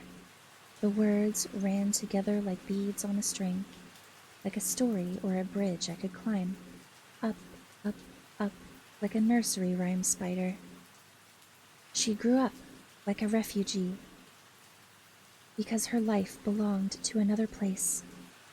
I held my fingertips out, feeling the ice of them meet the walls, fine, hot fizzing. She remembered her real mother, far away on an earth made of particles and elements and reason, not stories. And she ripped a hole in the world so she could find her way home.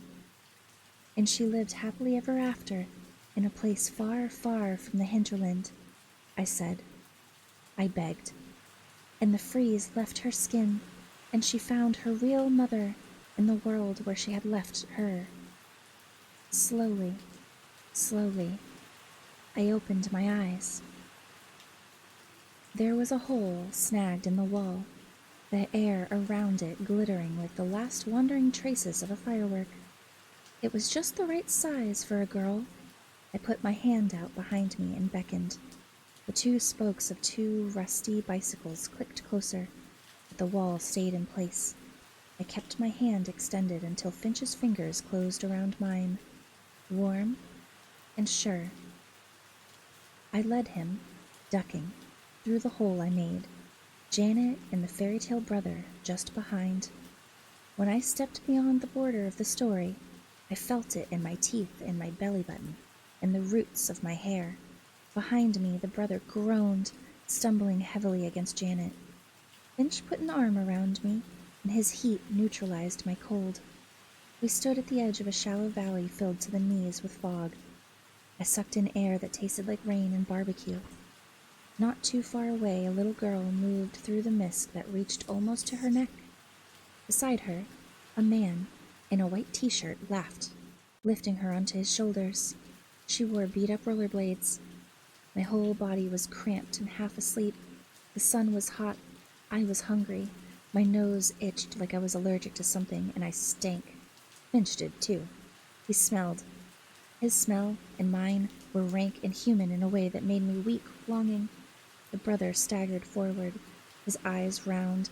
He kept looking back towards the trees we'd left behind, and then at his hands. I sank down to the grass and cried. As I did, I swore I could feel the shiny black washing out of my eyes. "You saved me," I said when I could speak again.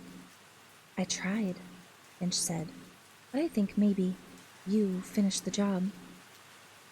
I shook my head, thinking of the horse blinking into view from empty air. No, it was too... I lived for years in that thing, in that story. The whole stretch of it spun before my eyes like a carousel. The cold queen, the absent king, my own dark appetite. For how long? "I don't know how long we've been here," Finch said softly. "Time doesn't work right, so nobody bothers keeping track." "How were you alive?" "The guy who cut my throat. He was on his way back to his own story. He dropped me pretty close to a refugee village, left me to die. It was close. But they patched me up. Healing took time." "And Janet?" "We learned quickly we had a mutual acquaintance," she said. "We found out what happened to you, and we decided, well, we thought we might help you along a bit. It was his idea." She looked at Finch, and the motherly pride in her eyes made my heart bob like a buoy. "You were there," I said. "Through all of it, you were always on the edges, trying to get me to notice you." Finch laughed. "Dang, Alice, I knew you'd see me eventually." His laugh had changed. It was a man's laugh, rumbling under the rubble of his throat. It made me shy. "Hey." The man in the white t-shirt had noticed us. He was waving from the sea of mist.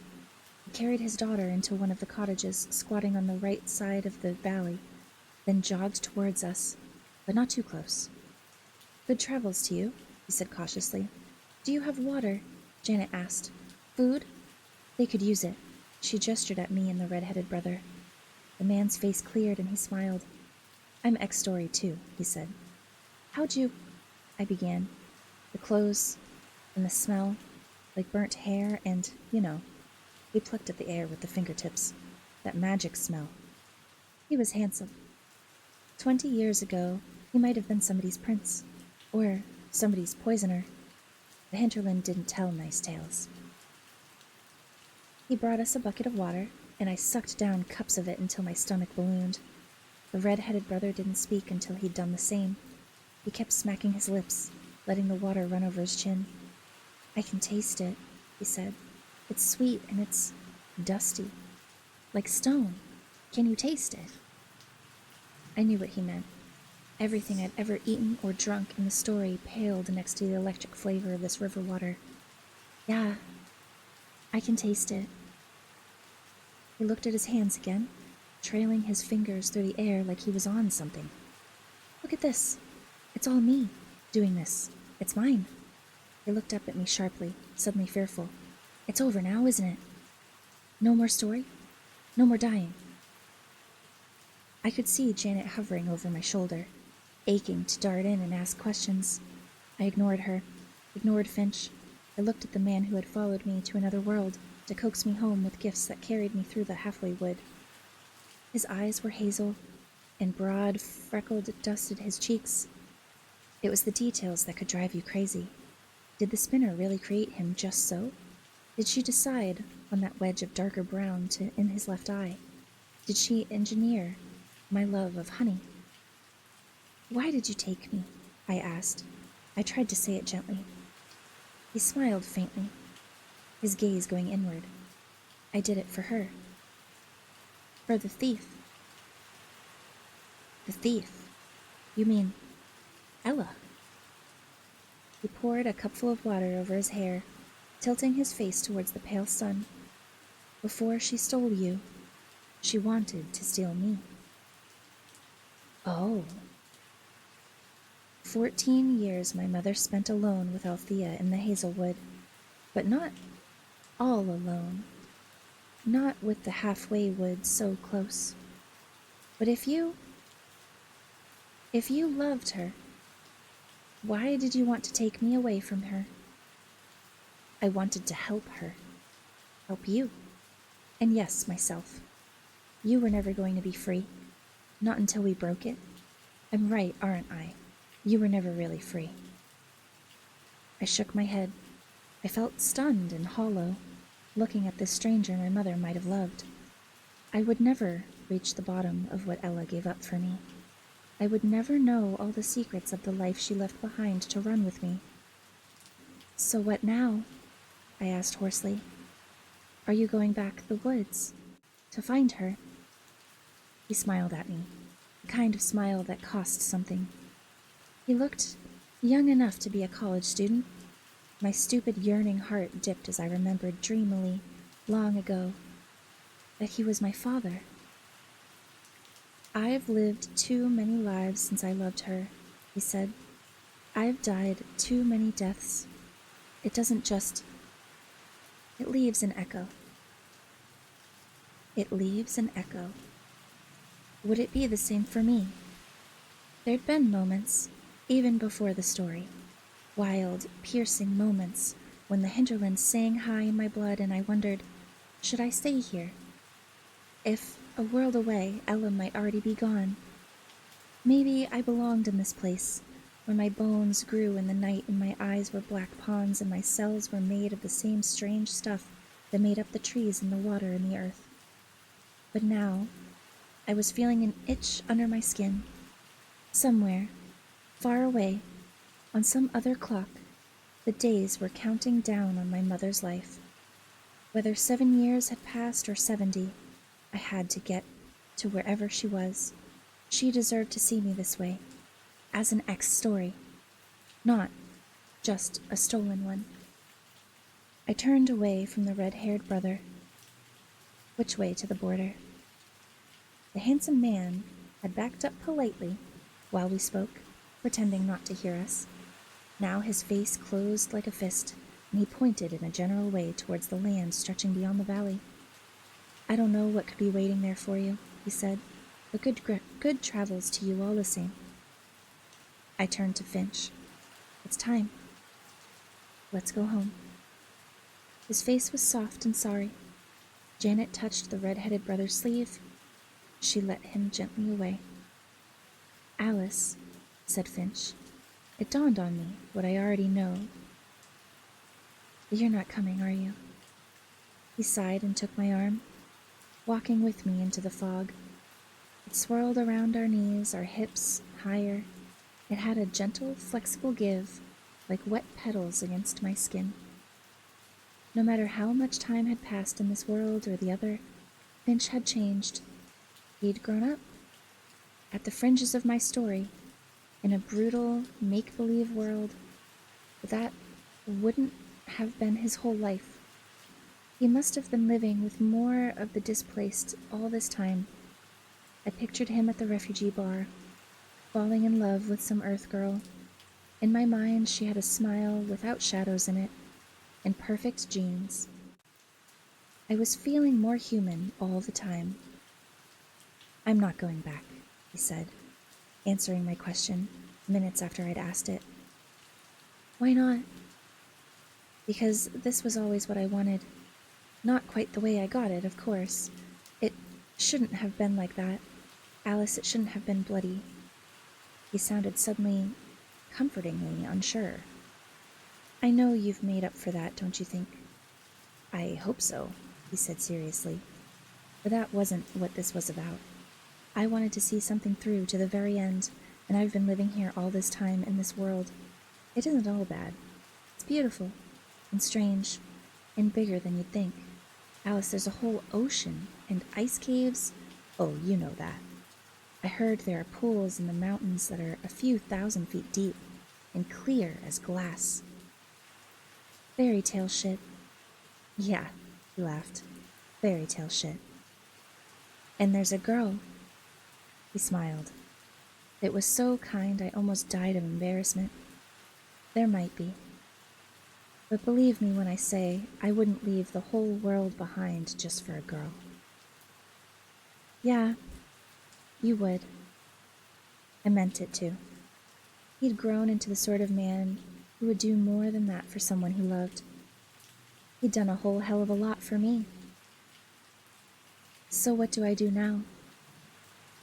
Now you find the spinner. It shouldn't be hard. She'll be on the move since the story broke, cleaning up messes looking for you.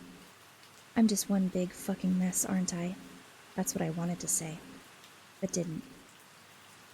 Finch deserved better than my self-pity. It felt like he'd become too old for it. Janet was grilling the red-headed brother on his first escape and my abduction when we returned. You taught yourself to drive a car and it didn't kill you, she said comfortingly. You'll do fine without a story. Who needs a story? He kept nodding, jittery with cold feet. I got it. Life was a big thing to live without a map. Janet turned her flinty eyes on us. You off to find your own country? Come with me, I said impulsively, knowing she'd turn me down. It still hurt a little when she did, however gently. This was a journey I'd have to take alone. I hugged Janet, and I shook the brother's hand. And then I stood in front of Finch. He wrapped his arms around me, and the last burning ember of ice in me melted to nothing. I was hungry, and so tired the ground moved like waves beneath my feet. But I didn't trust myself to stop now, to rest.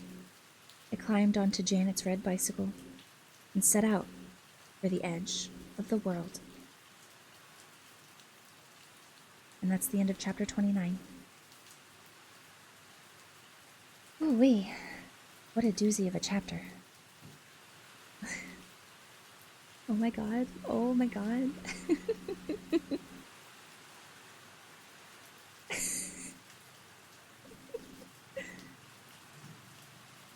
I think the explosions are valid. I think so. Oh my god, thank you guys for the follows. Thank you. Hi, T Leafeon. I love your name if you're still here. Thank you so much.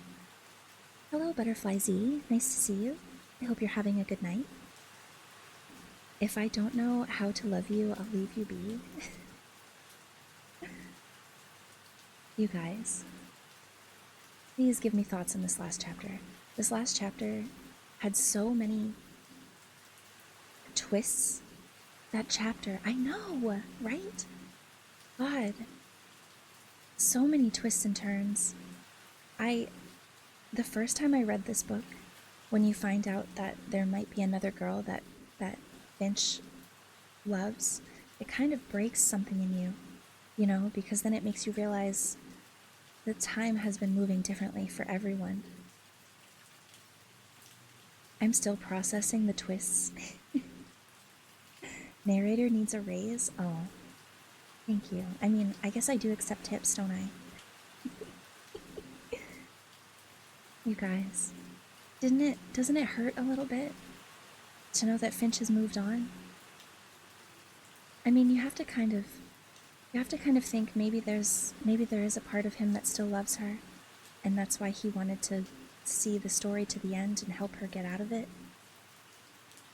But the fact that he's an adult now, he's a man now, and there might be someone else, that's a little sad.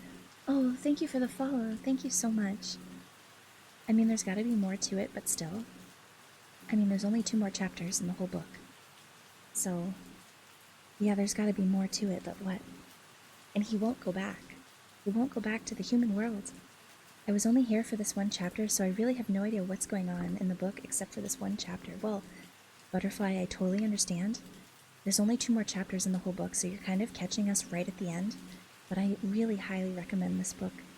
And I do have the other VODs from us reading this together over the past couple of weeks on my channel if you are interested. But hi, Ayanakoji? Ayanokoji. I'm gonna call you Aya. Welcome in, friend. Oh my god. This is one of my favorite books, though. I do highly recommend it. If you're interested in dark fairy tales. Oh, thank you for the hydrate. Thank you. I mean, Human World isn't stellar. It's got Casket, but other than that, not a lot going in its favor. True. Yo-ho there. Hello. Hello. I hope your night is going well. Welcome to the afterlife, friend.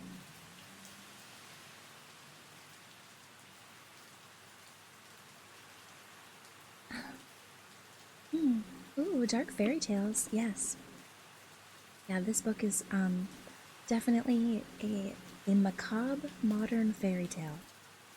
Highly recommend if that's your sort of style of novel. Okay.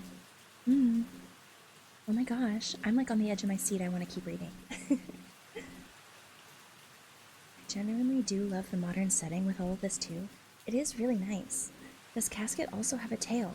I do not. I do not have a tail. Good question, though.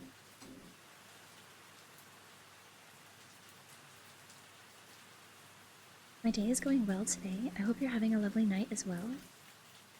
Gotta love your model. It's very beautiful. Oh, thank you. Thank you. I appreciate that a lot. Thank you so much. I'm just a friendly ghost reading some books, hopefully helping some people fall asleep. What about a tail? Oh, like a book? Not quite just yet. All I have is some lore. Cass left the tail having to me.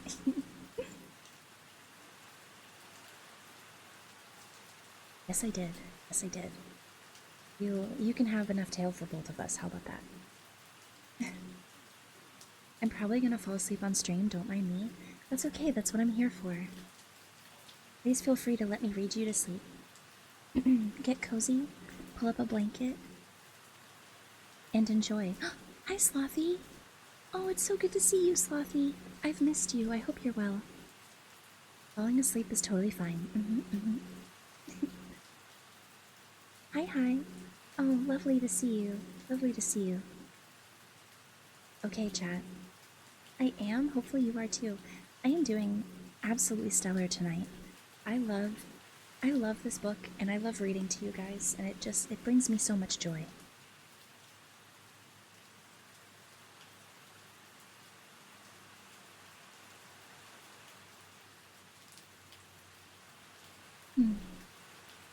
Okay.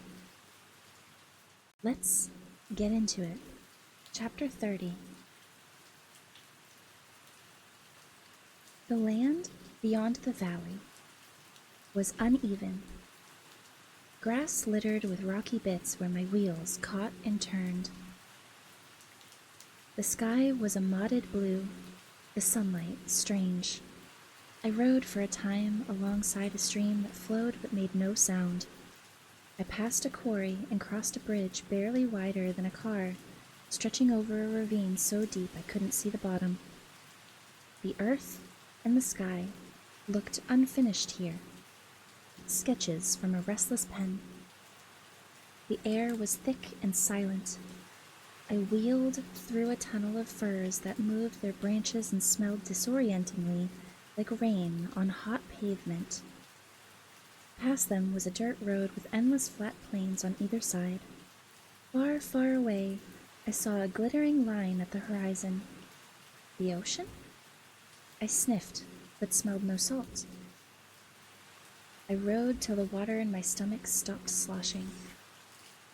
And I was thirsty again. And when I got close enough to see the water more clearly, I realized it was a desert of sparkling sand. At the edge of it sat the story spinner. looking like she had the first time I saw her. She wore a baby doll dress and leggings and sat next to a sprawled out blue bicycle. She was drinking something from a plastic thermos and didn't raise her eyes until I was right in front of her. She squinted up, head cocked to one side. You broke your story. It's not worth being told now. It was never my story, I said. It was yours. Not here looking for revenge, I hope. The idea made me tired, a fatigue with no bottom. I shook my head. Good, she stood, brushing sand off her leggings. I can't make any promises about what you'll find back there, she said. Time works differently than I think it does, I know. I stumbled off the bike, my knees woozy and buckling, and stood in front of her. Was there a right way to say goodbye to my maker, my captor? The woman who'd funneled me back into my sad and endless story as easily as a wasp let out through an open window. She smiled at my confusion and gave a two-fingered salute, like a girl in an old movie. No goodbye needed, I guessed. I turned away from her, knowing her eyes would be the last thing I remembered when all other memories of this place had flattened into photographs. I stepped onto glittering sand just over the border of the hinterland. The sand was hot as embers. The heat scalded my feet and then scalded my body, hurting worse than the spider sparks. I took a breath in to scream, but the pain was already passing. The sand was glittering white, then dun, then grassy, then just grass. And when I looked up, I saw an acre of overgrown lawn running up to the edges of a slumping townhouse, the Hazelwood. A terror crawled up out of the tiny part of me that wasn't too tired to feel. How many years did it take for a place to fall apart like this? From a distance, it was picturesque, but as I walked closer, I could see its destruction.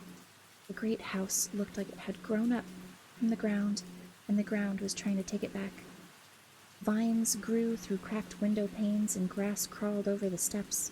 The swimming pool looked like a frog pond and smelled worse. When I reached the steps, I lifted the skirts of my princess dress and kicked off the shreds of my slippers. I walked up to the door and knocked. I waited a long time, but nobody answered. The door was locked, and while I could have climbed through a window, there wasn't any point. The Hazelwood's warped clock had finally run down. If Althea was lucky, she was dead. She wasn't who I needed to find. The Hazelwood's gates let me out into a normal wood. No ravine, no grove of glittering trees. I walked barefoot to the road, feeling every pebble, every acorn, and piece of trash.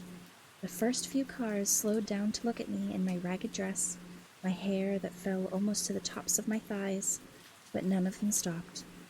I tried to glean clues about how much time had passed from the make of the cars without luck. No hovercrafts, at least. Finally, a minivan drove by me, stopped, and backed up. The driver's seat sat an old woman, wearing a rain bonnet over frosted hair. She rolled down the passenger window and peered at me. Now why on earth would you wear a dress that lovely into the woods? I was out of place, talking to people. No words came. I tried to smile reassuringly. Don't be afraid of me, old woman. It probably looked terrifying. I had, until very recently, been a literal fairy tale monster. She sniffed. You don't need to snarl at me. Either you've gotten lost during a costume party, or your story is much more interesting than that. But either way, I don't have a story, I said. My voice sounded like a rusty hinge. Well, do you need a ride or not? I shook my head, then nodded, then walked slowly around the ugly hulk of the car they let myself in. The dashboard lights blinked like insects, and the air inside smelled like nothing that should exist on heaven or earth. New car smell, I remembered.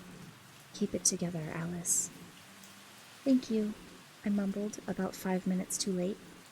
Good Lord, you stink, she said. Have you been kidnapped? Did you just escape? Should I be taking you to the police? What year is it? I burst out. Her eyes widened. You poor child. You really don't know. She told me, and I closed my eyes against her words. 2 years. 2 years had passed since I walked into the hazelwood. It was better and worse than it could have been. Relief and terror roared in my chest and made me shake. Once I started, I couldn't stop. The panic folded over me like a hand, and I gave in. When I was little, I tried to walk across one of the parallel bars on the playground like it was a tightrope, until I slipped and fell onto my stomach first. The wind was knocked out of me, and all I could do was keen, a horrible sound that sent the other kids scattering. That was what I sounded like now. I couldn't breathe, and I couldn't stop. Next to the messy specter of my coming undone, the woman's driving peaked to frantic. She pressed her body towards her window and called someone on her phone. An eternity passed before the car screeched into a diner parking lot where an ambulance was waiting. When the paramedics opened my door and laid their hands on me, I went silent. They startled back before grabbing me again, helping me out onto the gravel. Can you tell me your name? One of them asked kindly. He looked like a skinny herald. Ella Prosperpine, I said deliberately. Okay, Ella, can you walk with me, please? Try to unlock your knees. No, Ella is my mother. I'm Alice, I said. Alice Crew. Alice Prosperpine. I'm Alice 3 times. The paramedics exchanged a glance over my head and half carried me into the ambulance. Somehow, I fell asleep on the way. When I woke up, I was wearing a clean blue hospital gown. I flinched away from a terrible smell. Woke up the rest of the way and realized it was me. I was fully convinced another 2 years had passed since I'd been awake. I filled my lungs, ready to scream out fresh panic, and then saw her, sitting in a hospital chair. Her head was flopped onto her chest, a fresh starburst of gray running through the dark strands of her hair. She wore a black hoodie, black jeans, and the cracked red cowboy boots she'd had since forever. My mother, Ella Prosperpine. That's the end of chapter 30. There's only one more chapter. You want me to barrel right into it? I will. Yes. Yeah? Please? I'm gonna toss something at you later tonight. Oh, you may. You're gonna toss something at me. You can't quite throw fruit at me right now, can you? It's nice to see you, though, wifey. I hope you're doing well tonight.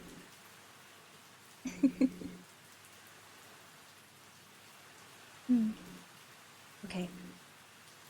Last chapter. Last chapter of the book. Chapter 31. I sat up, let a wave of dizziness pass, swung my feet to the floor. I could feel my muscles running over each other in funny, fucked up ways, but the cool of the linoleum took the worst of the hot throb out of my soles. Ella, I whispered. Mom. She lifted her head suddenly, breathing in hard through her nose. She smiled when she saw me, and then gasped, her eyes spilling over with tears. She stood and wrapped her arms around me and held me until it hurt.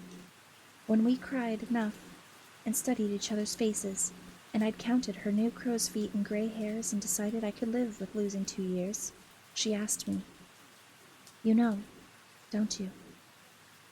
Her eyes were nervous, scanning my face.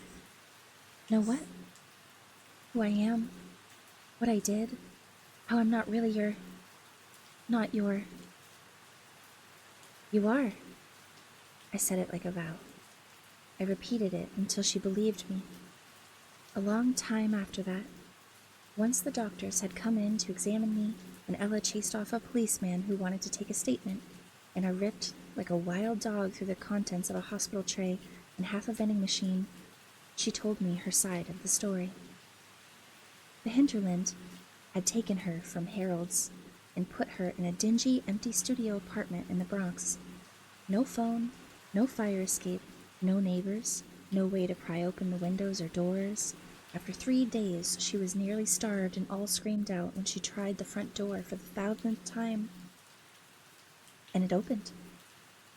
Nobody was guarding it, and nobody stopped her as she walked down 4 flights of stairs and emerged trembling onto the sidewalk. She made her way back to Harold's, but the doorman called the cops on her.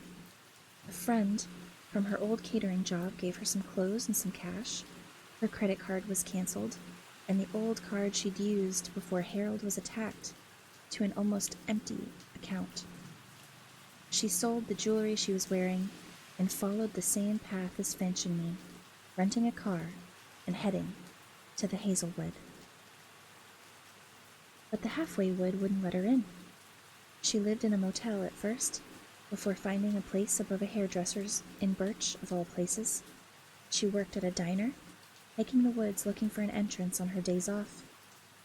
Months passed without luck or hope until the day I walked out of the woods and gave the paramedics her name before I told them mine. She never saw a sign of the hinterland, in the woods or out of them. Her bad luck days had ended after I disappeared. Not that she'd put it that way. She was mourning being locked out of the halfway wood. I could tell. Maybe I'm too old now, she said. Maybe that's how it works. It's not Peter Pan, I said firmly. It's freedom. She looked at my eyes and smiled. All the ice is out of you, she said. Even that little bit I could see way down at the bottom. My angry girl. She never made me feel like she missed it, but I could tell she did. A little. I was slower to anger now, more circumspect. I didn't live like each day was a fuse to burn through and forget. We cooked up a paper-thin amnesia story for the police. My face was in the news for a while, and I was told the county would be in touch when they had a lead on what exactly had happened to me. I was home for a couple of weeks when Ella told me the rest of her story. She hadn't found the hinterland in her wanderings, but she'd found the Hazelwood. Not the dreamlike place I'd walked through, but a tumbled-down mansion full of cat shit and broken windows. She'd let herself in and found Althea in her writing room, a few days dead. Her hands shook only a little when she told me. When I thought she was dead the first time, I thought it was over, the bad luck. I thought it was her, all that time, sending the hinterland to bring you back. I didn't think it was me. She didn't think it was me. The dark magic in me, tugging it along behind us like a fish on a hook. I've learned my lesson, she continued. Don't take a letter's word for it when it comes to death, and don't run away from your inheritance. It turned out the Hazelwood was ours, and I'd once wished it to be. Ella sold it to a woman looking to start a writer's retreat, and bought us a condo in our old neighborhood in Brooklyn. She got another job, waiting tables, and I stocked shelves for a food co-op when I wasn't floating around pretending to think about going back to school. On paper, I was 19, and Ella didn't want to push me. But the empty days, all in one place, they made me restless. I walked for hours from Brooklyn to Manhattan and back again, or down to Coney Island. I started rereading the books I'd loved when I was younger, all those paperbacks, picked up in musty shops off stoops, from library shelves, and then shed like leaves on the road. When I reread Boy, Snow, Bird, I remembered Iowa City, living with Ella in a cramped prefab a few blocks from a frat house. Howell's Moving Castle was the converted barn in Madison, where we camped out for 3 lonely months after the terrifying end to our time in Chicago.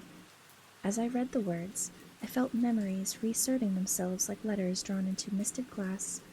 On a frozen day in February, I carried a pair of tall boys onto the Long Island ferry and read Wise Child as we chugged through 2 waters. I closed my eyes and remembered the red flowers that grew around our guest house in LA when I was 10, and then I opened them and put my tongue out to catch the New York snowflakes. They tasted sick and gritty, like chemical rain. I went to bed in my own room, but night after night I found myself waking up next to Ella, her hands in my hair. I'd shaved the whole brambly mess off when I got to the hospital, and it was growing back wispy and darker, more like hers. Shh, she whispered, the way she always had. It's over. It's over now. I saw Audrey once in the High Line. She'd changed her style, out with the bronzer and the flat-ironed hair, in with precise red lipstick and a pea coat with Peter Pan collar. I liked it. She looked like Amy Winehouse dressed as Jackie O. We sat on a deck chair in the sun and shared a cigarette, a French brand with a box that looked like a pop art. Because she was Audrey, she didn't ask right away about Ella, or whether I was okay, or what the hell had happened to us since her dad pulled a gun on me and tossed us out into a long, cold night full of things worse than muggers. I loved her for it. She smiled when I coughed on the fancy imported smoke, watching me from behind Fenty shades. Not so tough now, are you?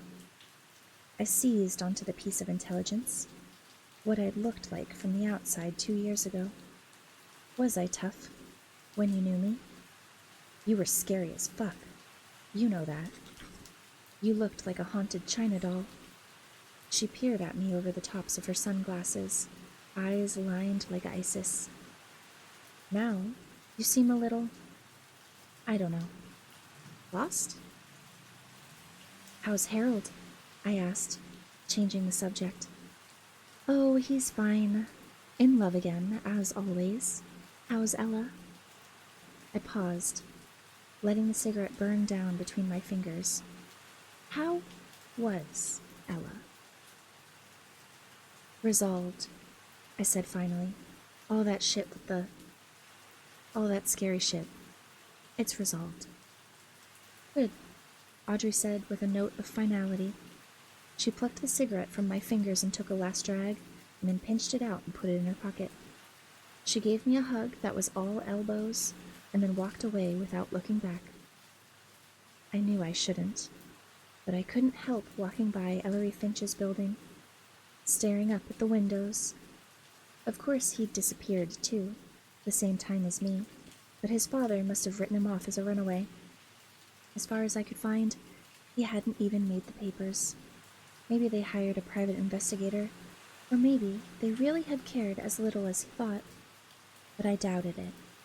I didn't know how you couldn't care for Ellery Finch. I had dreams about him sometimes. In my dreams, we did things together that we never did in life. Walked through parks, held hands in bookshops.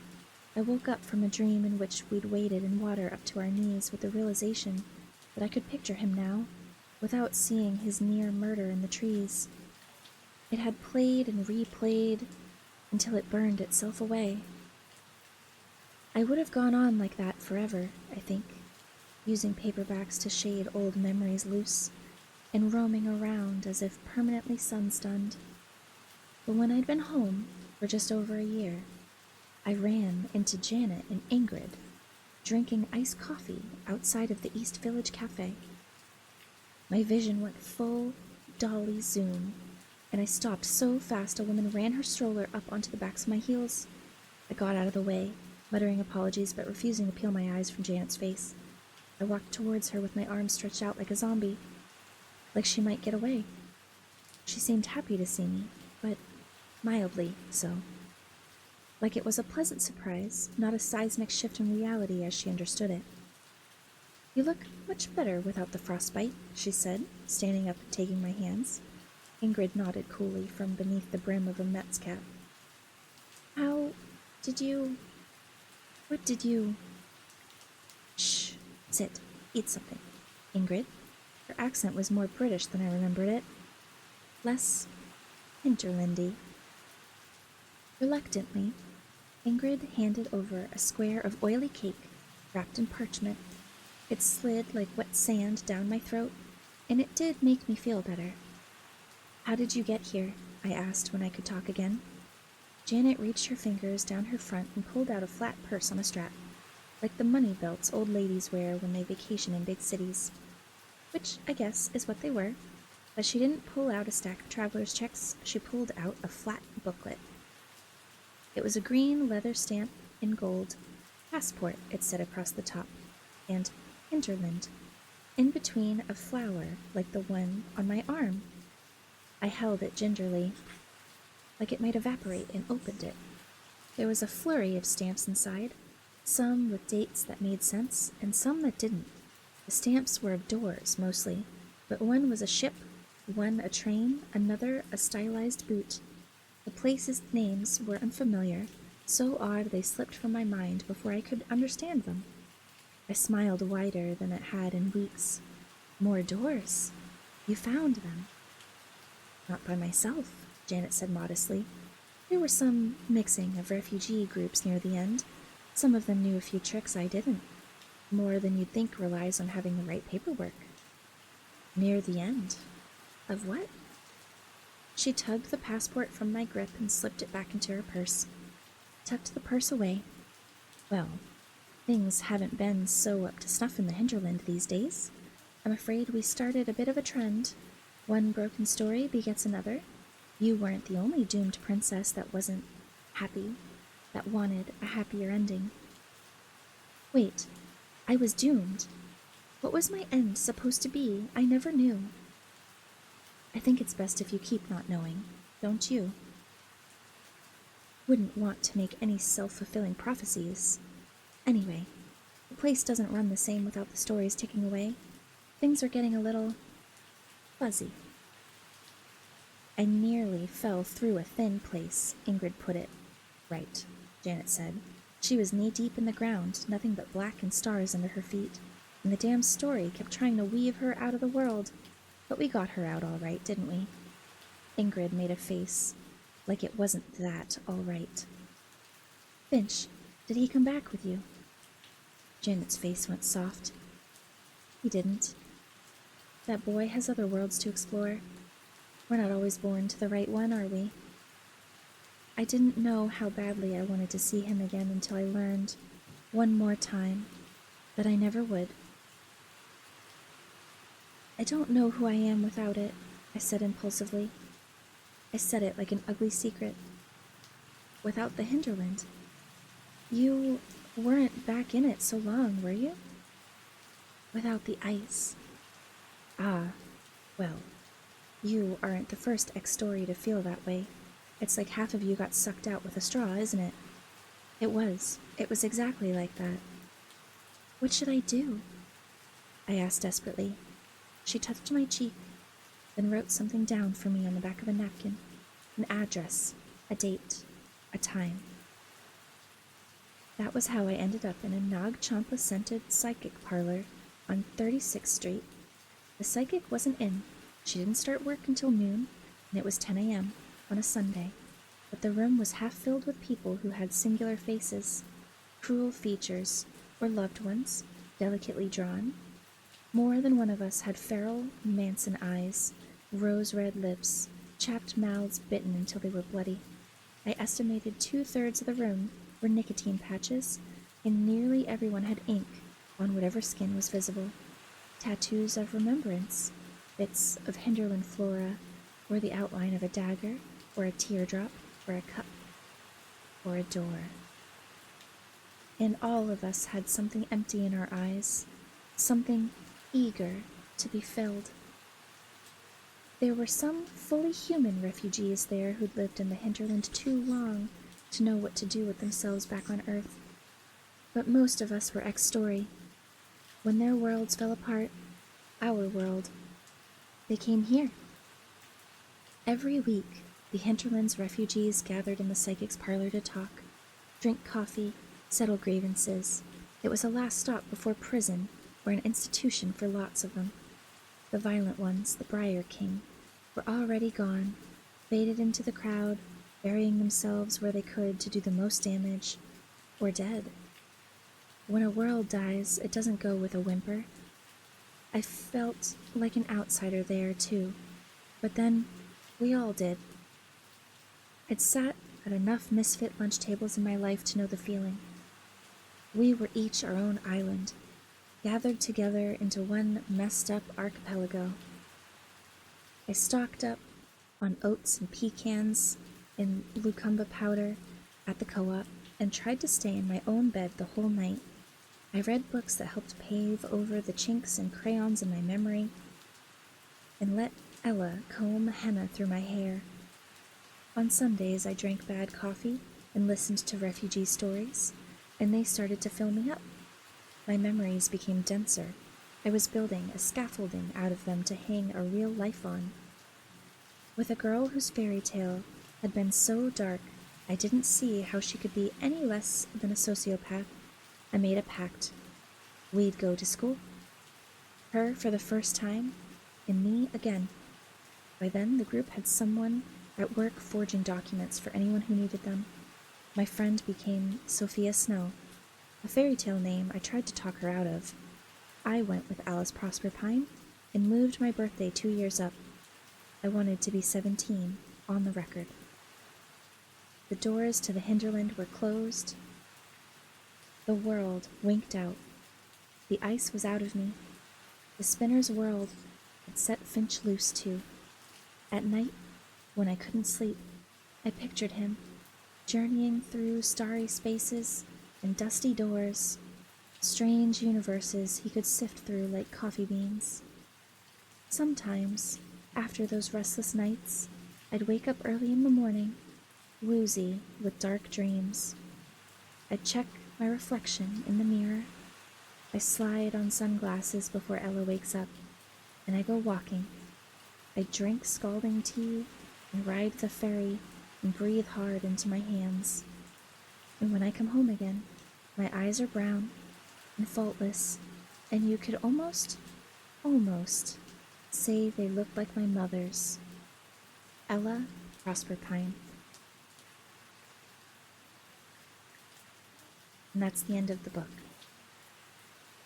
That's it.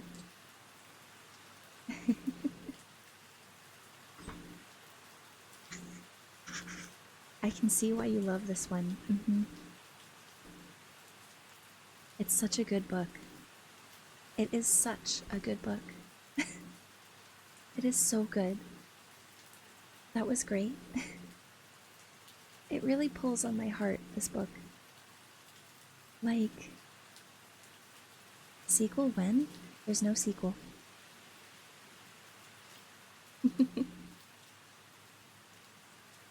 And I kind of like that. I respect that there's no sequel to this book, you know? It's a standalone. It stands on its own. Successfully, I think. Yeah, I like that it's a one-off. There are two... Okay. There are 2 extra chapters on the book that are not technically chapters. What they are is the page says 2 found stories from Althea Prosperpine's Tales from the Hinterland. Read at your own risk. So at the very end of the book, there's 2 fairy tales that I could read to you guys if you want. I prefer that to several sequels. So the book as we know it, The Hazelwood, is done. But there are two at the end. Two little fairy tales from Althea Prosperpine's book. More stories. They are pretty short, but I don't mind reading them. Like, you need to ask. I guess you're right. I probably don't need to ask. Also, hi Gaisu. Thank you for the nerd. Let me hydrate and then I'll read them to you, okay? They're two fairy tales. I don't know which ones they are.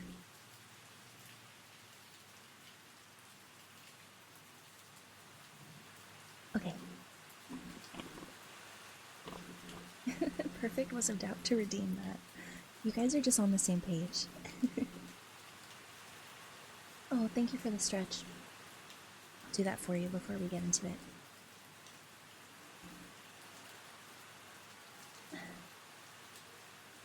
Okay. I'm glad you guys liked the book. I'm glad that it was well received.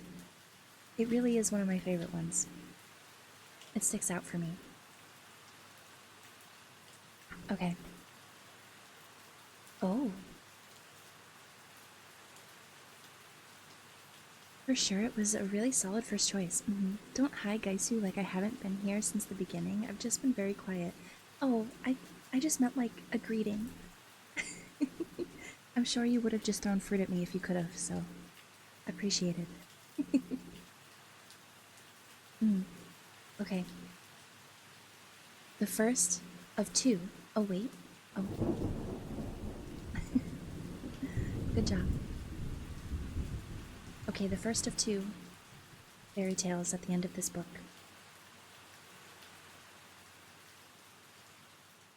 Oh. The first one, Jenny and the Night Woman.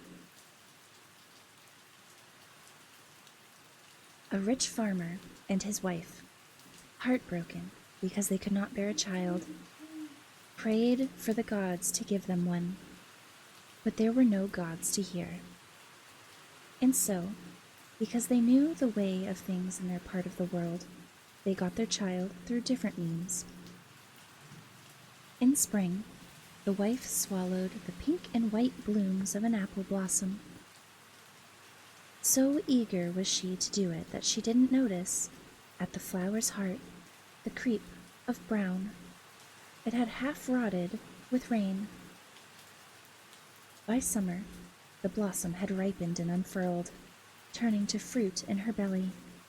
In autumn, the woman felt sick to her soul. She retched and vomited up an apple. It was a red and crisp apple, and delicious, its juice sweet as wine and its skin firm like the skin of a drum. She ate the fruit with ferocious appetite, swallowing the core along with the flesh. At the fruit's heart was a circle of soft brown, just as if a worm had burrowed in it. But the wife didn't notice the rot, and she didn't taste it, and she felt nothing but joy as her belly swelled and ripened. In the course of time, she bore a child, a pink and white and beautiful child, with a core of hidden decay. Because they had waited so long and so longingly, the farmer and his wife spoiled the girl. They named her Jenny, and there was nothing she wanted that she did not get.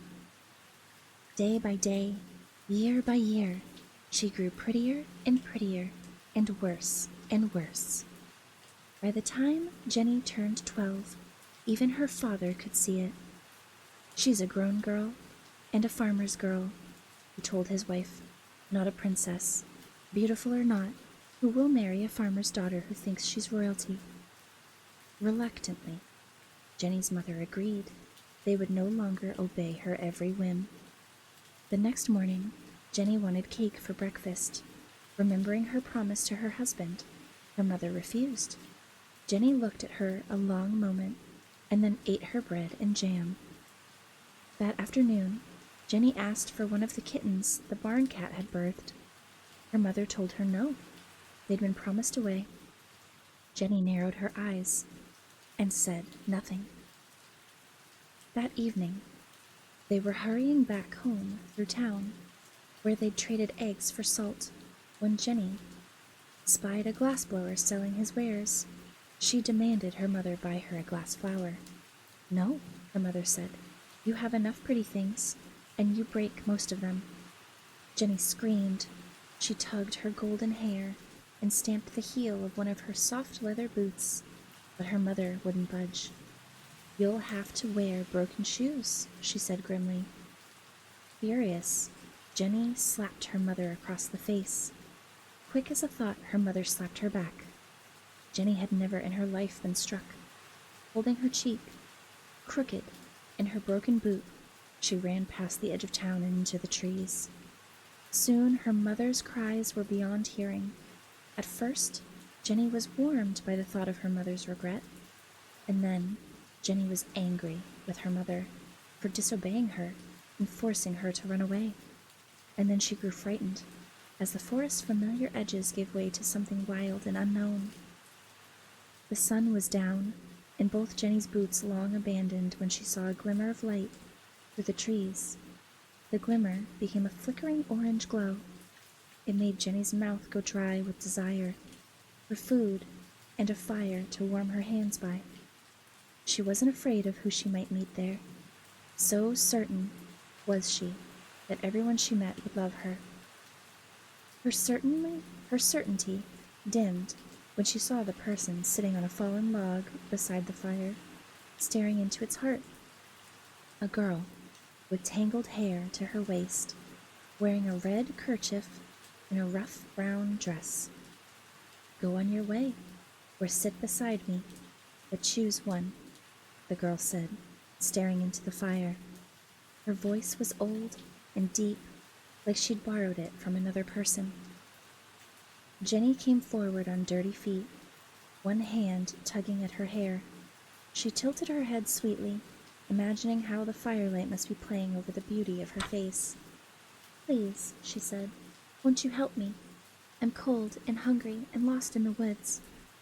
The girl only looked at her. "Stupid of you to lose yourself, wasn't it?" "It was my mother's fault," Jenny snapped, and she told the girls of her mother's crimes, inventing a few besides. By the end of her tale, the girl was shaking her head. "Your mother deserves to be taught a lesson. Your father, too, for allowing her to treat you this way." There was an edge to the girl's voice, teasing and unkind. Jenny sensed it and recoiled. She was rotten in her middle, that was true, but she wasn't yet rotted through. There was a part of her that listened to the girl's words and heard what was beneath them, too. A dark mischief that promised a hard ending. But the girl by the fire was clever. She saw Jenny pull away, and she changed tact. "Someone as pretty as you," she said, "should be treated like a princess." "Beautiful," Jenny corrected her, "and queen. Someone as beautiful as me should be treated like a queen." "Yes, you should play a trick on your parents. You should teach them a lesson, one they mustn't underestimate you or learn to say no. Once they start, they'll never stop." That was a horrible thought. Jenny remembered all the pretty things her father gave her, and then imagined them gone. She saw herself wearing dresses with tears in them, and walking around barefoot because she'd lost her shoes in the woods. The visions were so sad her eyes filled with tears. The girl was smiling now. One of her front teeth was dark with decay, and the other overlapped it, as if to hide it from view. "I won't let them do this to you," she said. "I'll tell you, my Jenny, what you must do." And she said words that sounded like an incantation, in a funny, trilling voice that buzzed over Jenny's ear. "Take a needle," she said. "Take a stone, and prick their heels thrice. Bloody the stone, and bury it low, and let the night woman come. You'll bury it beneath their window," she said, "to invite the night woman in." The buzz of the girl's chant was caught in Jenny's ear. It rattled there like a dying fly. "Who are the night women?" she asked. "They're beautiful," said the girl, "just like you. And they always give you exactly what you desire. And now," she continued, "go along home. Your parents will punish you terribly when you return, I'm sure, and it will be worse if you wait." She pointed Jenny towards a path the girl hadn't noticed before, promising it would lead her back to town.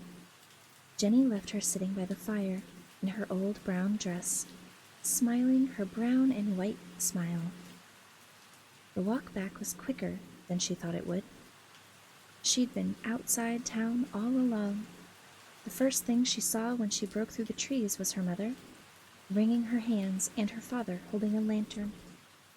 When they saw her, they fell on her with embraces and tears of relief. At once Jenny forgot the girl in the woods, with her crooked teeth and her strange commands. Frightened at having lost her, her parents were obedient again. Jenny asked and Jenny received. Her father took her back to the glassblower and brought her a whole bouquet of translucent red roses. Her mother bought her a pair of satin boots with 15 buttons apiece to replace the ones she'd lost. This went on for a little while. Soon her parents forgot the fear of almost losing Jenny. A little while after she returned from the woods, Jenny asked for a beautiful doll with blue glass eyes the exact shade of her own. Her mother reminded her she had too many toys already.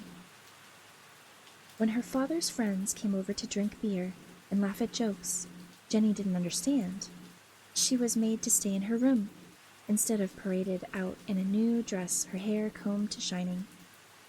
The next morning, her mother refused to let Jenny take the last of the fresh cream to dump into her bath water, slapping her hand when she reached for the jug. Her fingers stinging and her eyes damp with rage, Jenny remembered the little girl in the woods. She forgot the brown tooth and the old voice and the hard, curious mischief in her eyes. She remembered, instead, the warmth of the fire, the girl calling her beautiful. She heard the words the girl had said, remembered them now, as curious and funny. So Jenny took a needle. Jenny took a stone. Jenny waited until her parents were asleep and let herself into their room. Their faces were in darkness, but moonlight poured over their legs. It was easy to pull up the coverlet, to reveal their feet, and to prick the hardest parts of their heels, where they wouldn't feel it. As she smeared their blood over the flat gray stone she found in the garden, the very last hidden bit of her that wasn't rotten yet gave a shudder. Who are the night women? She wondered, and who was that little girl in the trees? She smothered the thought, carrying the bloodied stone out into the night as she dug up the earth outside her parents' window, burying the stone beneath it, the last bit of goodness at her center, blackened and curled, and she was rotten clean through. Jenny lay awake in the dark of her bedroom, wondering what would happen when the night women came. She listened to the wind rattling the windows, the tap of branches on the glass. Slowly, slowly, the rattle became voices, distant and low and rich as wine. The tapping became the steady drumming of fingernails. Scratch, scratch. She sat up in bed. The shatter, thump of glass breaking. She pulled the covers to her face, hiding all but her beautiful eyes. The rattling voices were closer now. They were musical and sweet. Someone laughed, and then a moan, quick and cut off in the middle. Her mother's? She strained to hear the sounds, listening, not daring to breathe. And then the voices receded, became rattling again. The fingernails were branches, nothing more. She settled back in bed, almost relieved, almost disappointed. But something waited for her in the anteroom between awake and dreaming. Something was rummaging around in her mind. Someone's narrow, tickling fingers sifted through her thoughts, turning them over to see their ugly white bellies. Go to sleep, she told herself, already half dreaming. Perhaps the thing with fingers couldn't follow her into the deep, but it could, and it did.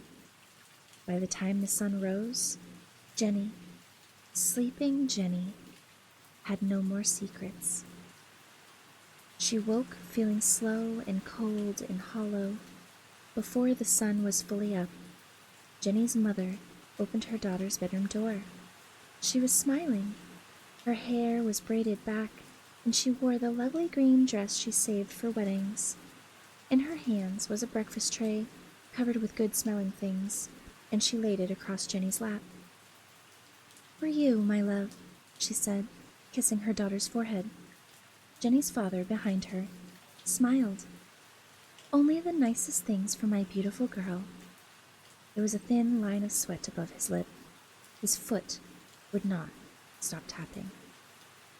Jenny ate the breakfast. It was everything she liked, all of it hot and sweet and delicious. It was so good she could almost ignore the feeling of unease in her stomach. It wasn't until the final bite that she understood what felt so wrong. It was her mother. Usually, she smelled of butter and vanilla and the wildflowers she put in her bath, and the something below all that was just her. It was the first and truest scent Jenny knew. When she leaned in to kiss Jenny, she hadn't smelled like any of those things. She hadn't smelled like anything at all. Jenny's father bought her a horse. She'd always wanted one, but she'd said she was too young. She'd have to wait until she was 15. Now she was 12 years old and had a beautiful, piebald mare with a soft brown mane and a saddle of glistening leather. "We love you, Jenny, so much." He held the reins in his fist, smiling proudly down at her.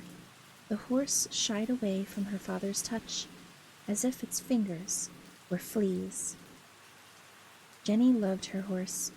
Her mother and father watched as she learned to ride, their faces lit with pride. Her father hadn't been out among his farm hands for days. He preferred to sit beside her mother and watch Jenny ride, watch Jenny eat, watch Jenny play with her new toys he carried home for her, beautiful things of glass and metal and wood, wrapped in rustling blue paper. But Jenny's horse was her favorite gift of all. The animal was gentle and patient, and loving it might have healed the rot at her core in time. But a week after he led it home for her, her father moved towards the horse to tighten its saddle. The animal jerked away from his touch. As he reached for it again, insistently, the animal reared up, throwing Jenny into the dirt, and ran towards the fields. The sound of her mother's scream was not right, even through the pain of landing hard on her back. The air knocked out of her, and her eyes filled with tears. Jenny was chilled by the sound of that scream. Her mother ran to Jenny, and her father ran faster, after the horse. When he returned, he was favoring one shoulder, and his shirt was slick with blood. "That animal will not hurt you again," he said, and darted his head down to kiss Jenny. Jenny screamed and screamed, and her parents paced outside her door. Finally, the sound of her mother's crying became too much to bear. "Jenny, Jenny," she wept, when her daughter finally opened the door. "What can we do for you? What can we give you? Please tell us what will make you happy." Her parents' faces side by side were paler than they'd been. Her father looked narrow in his shirt, and her mother's mouth stood out redly against her skin. Looking at them gave Jenny the soft, stick feeling of having eaten too much sugared cream. "Leave me alone," she said unsteadily. "I will be happy if you leave me alone." Her mother's face twisted, but she nodded and went away. She came back, deep in the night, sat by Jenny's bedside and stroked her daughter's hair. Silently, her fingers worried all the knots from it. Her scentless breath touched Jenny's cheek, while Jenny tried to make herself silent and small. She lifted one eyelid just enough to peek. Her mother was smiling again. Always smiling. It was a smile so wide and radiant her face could hardly hold it. She looked like someone had grabbed the sides of her mouth and tugged. Jenny squeezed her eyes shut and went back to sleep. Always at night now, she heard the whispering, the fingernails on glass, and the sweet, low laughter. One day, she saw her mother pulling a boot over her bare foot and gasped. The foot looked like a dead thing, purple and black with bruises encrusted with blood. She eased her boot on, wincing, and then turned and saw her daughter. The wince dropped from her face, replaced by a bright smile. My love, she said, holding out a hand. Jenny turned her face, hurrying away. When she came too close, her mother stroked her cheek. She kissed her forehead, held her hands, buried her nose in her hair. Jenny twitched and shuddered and twisted away, but her mother's smile never wavered. As her husband grew thinner, Jenny's mother thickened. Her body sweetened. It swelled like a tick. Perhaps a baby was dreaming inside it, in the place where Jenny once rooted. Her mother seemed to think so. She rubbed her stomach, her nails long and curling. I am growing you the loveliest gift, she said. You'll be so pleased when I give it to you. Kiss my cheek, and I will give you chocolate. I will give you toys. I will give you all of the pretty things girls deserve. Her belly was round as an apple now. And where was Jenny's father? She hadn't seen him in days. If he'd gone to town, he'd be back by now, with an armful of dolls. His fields were empty, and his chair, and his side of his mother's bed. If he wasn't there, who was it? Her mother whispered with, when Jenny heard whispers in the night. The same ones, perhaps, whose fingernails tapped on the glass. Jenny, Jenny, were you always so foolish? Not any more, she decided. Never again. The night she let her mother kiss her cheeks and her eyelids and her chin, and during the awful blank of her touch, she ate the sugary foods that were fed to her, that melted on her tongue like sweet air. She let the woman comb all the tangles from her hair. And then she closed her bedroom door gently. By moonlight she packed 3 dresses, 5 handkerchiefs, and the 4 gold coins hidden under her bed. All her dolls and stuffed kittens and glass roses she left behind. She thought she'd sneak out by the window, but the rustling had already begun, the tapping on the glass. Her mother's bedroom was just beside her own, and something was already there at her window. Jenny opened her bedroom door quiet. She crept through the dark house, its empty rooms, smelling of baked things and dust. Her mother waited for her by the door. Moonlight threw the swollen shadow of her belly across the floor. Her fingers stroked and stroked it. Are you going away, my Jenny? Were you going to leave me? If I'd lost you, I'd never have been happy again. Her voice was woeful, but her smile was bright, and her tongue, had it always been so long, so wet and red? But I didn't lose you, she went on, and I never will. You are my daughter, beautiful as the sun, and more deserving. I want you close, my Jenny, as close as you can come. I don't want to, Jenny whispered. The woman's fingers on her belly tapped and tapped. My Jenny always wants. Come closer so I can whisper of all the things she'll get. Jenny felt her feet root to the floor, felt her body become pliant and soft. She felt herself changing, becoming, altering, in a way she couldn't see. The mother inched forward on her long, bare feet, black with bruises. She rubbed her belly, and the thing that lay inside, ready to become something too. She smiled at the girl and licked her lips.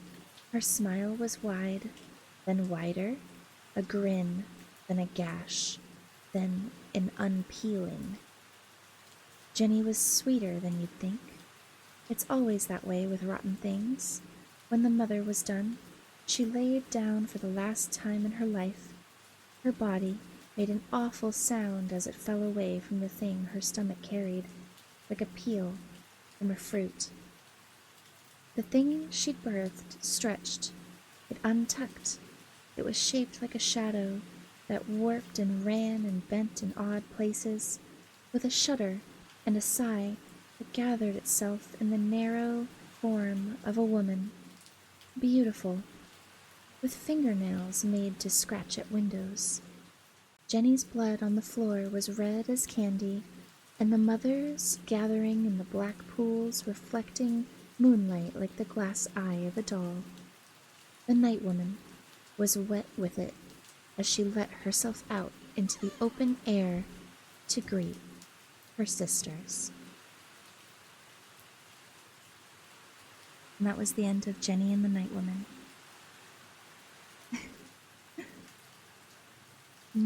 Pretty creepy. Pretty creepy indeed. I wonder why the author chose to include that story at the end. Okay, the fact they included that is interesting. Yeah. There's one more. It's just like the choice, right? Like, why would the author choose to include this one and not the full story of Alice 3 times, you know? Very, very bizarre, very interesting. There's gotta be a reason for it, right? I wonder if there's a reason for it. I wonder if it's like, hey, there's other fairy tales? I mean, we knew there were other fairy tales, like these are examples of the stories that Althea wrote. Like, these are part of her book that she wrote, so there are other stories that were happening in tandem with Alice's story.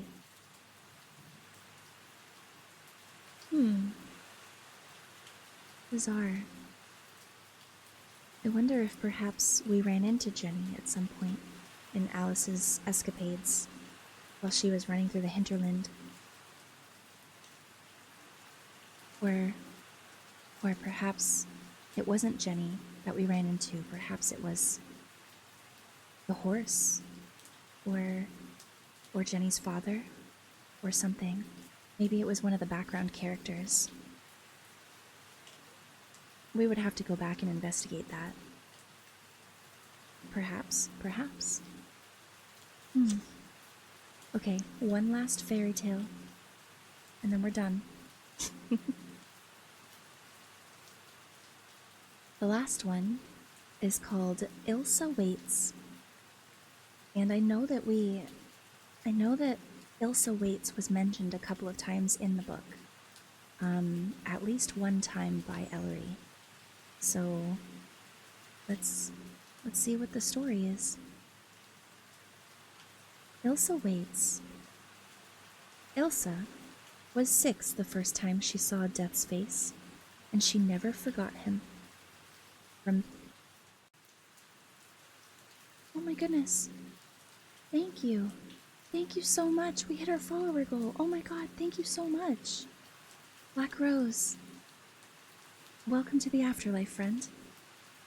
Insert spoiled stomping tantrum about not having more stories. True. Getting sleepy, you guys. That's okay, me too. After this last story, we will call it a night. Yippee, yeah, yippee. Thank you so much for hitting my follower goal. Thank you. Hey, how are you? Doing great. We're reading some dark fairy tales, so grab a blanket, tuck in. This is the last one of the night. Cannot wait to get some sleep. This is very relaxing. Okay. Ilsa was 6 the first time she saw Death's face, and she never forgot him. From that day on, Ilsa carried a knife. She lived in the heart of the hinterland woods, in a village where the sun rarely shone. The people there were hide tough and wily. They were used to tricking the land to providing them food, the woods into letting them live. Ilsa had 6 older brothers, and she outlived every one of them.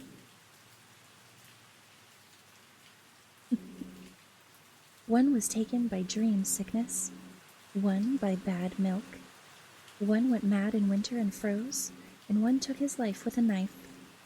One fell from a tree branch and broke his neck, and the last faded away before dying of a broken heart. The villagers said Ilsa had no heart to break. She was invisible to death, they whispered. She'd made a deal with him, trading her brothers for her own safety and for her inheritance, a tract of land big enough for a house and a garden, a slender crop of dusk cherries and black melon, a cow whose milk couldn't be trusted, and a mad old mother to keep alive year after year. Ilsa was a girl made for bad luck, they said. After she burned the body of her sixth brother, the villagers turned their backs on her. Goodness. Hold on, chat 1 second. I gotta charge my phone. Apologies for the interruption. Bad luck, I know, ...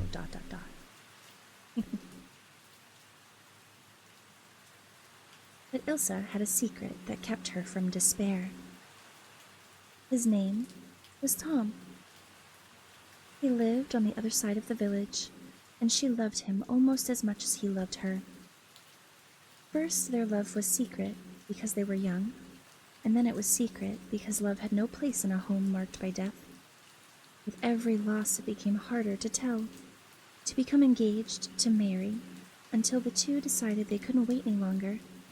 They would go away to live where they would and marry when they wanted, somewhere else in the great wild span of the hinterland. The night before they planned to leave, Ilsa lay beside her mother in their old cottage, but she felt something else with her in the dark, a terrible, familiar something that didn't speak to announce itself or warn her before it went away. The taste of honey and herbs coated her tongue, sweet as life and bitter as loss. A 4-note crying song whistled around her head, and then it left, a narrow channel of icy air whistling to the east, where her beloved lay sleeping in his mother's house. She ran there in bare feet, but it was too late. A bright nosegay of red blossom shapes like fingers hung over the door, signifying that sickness had come to stay. She peered through the windows and saw Tom lying ill, just through the windows but beyond her reach.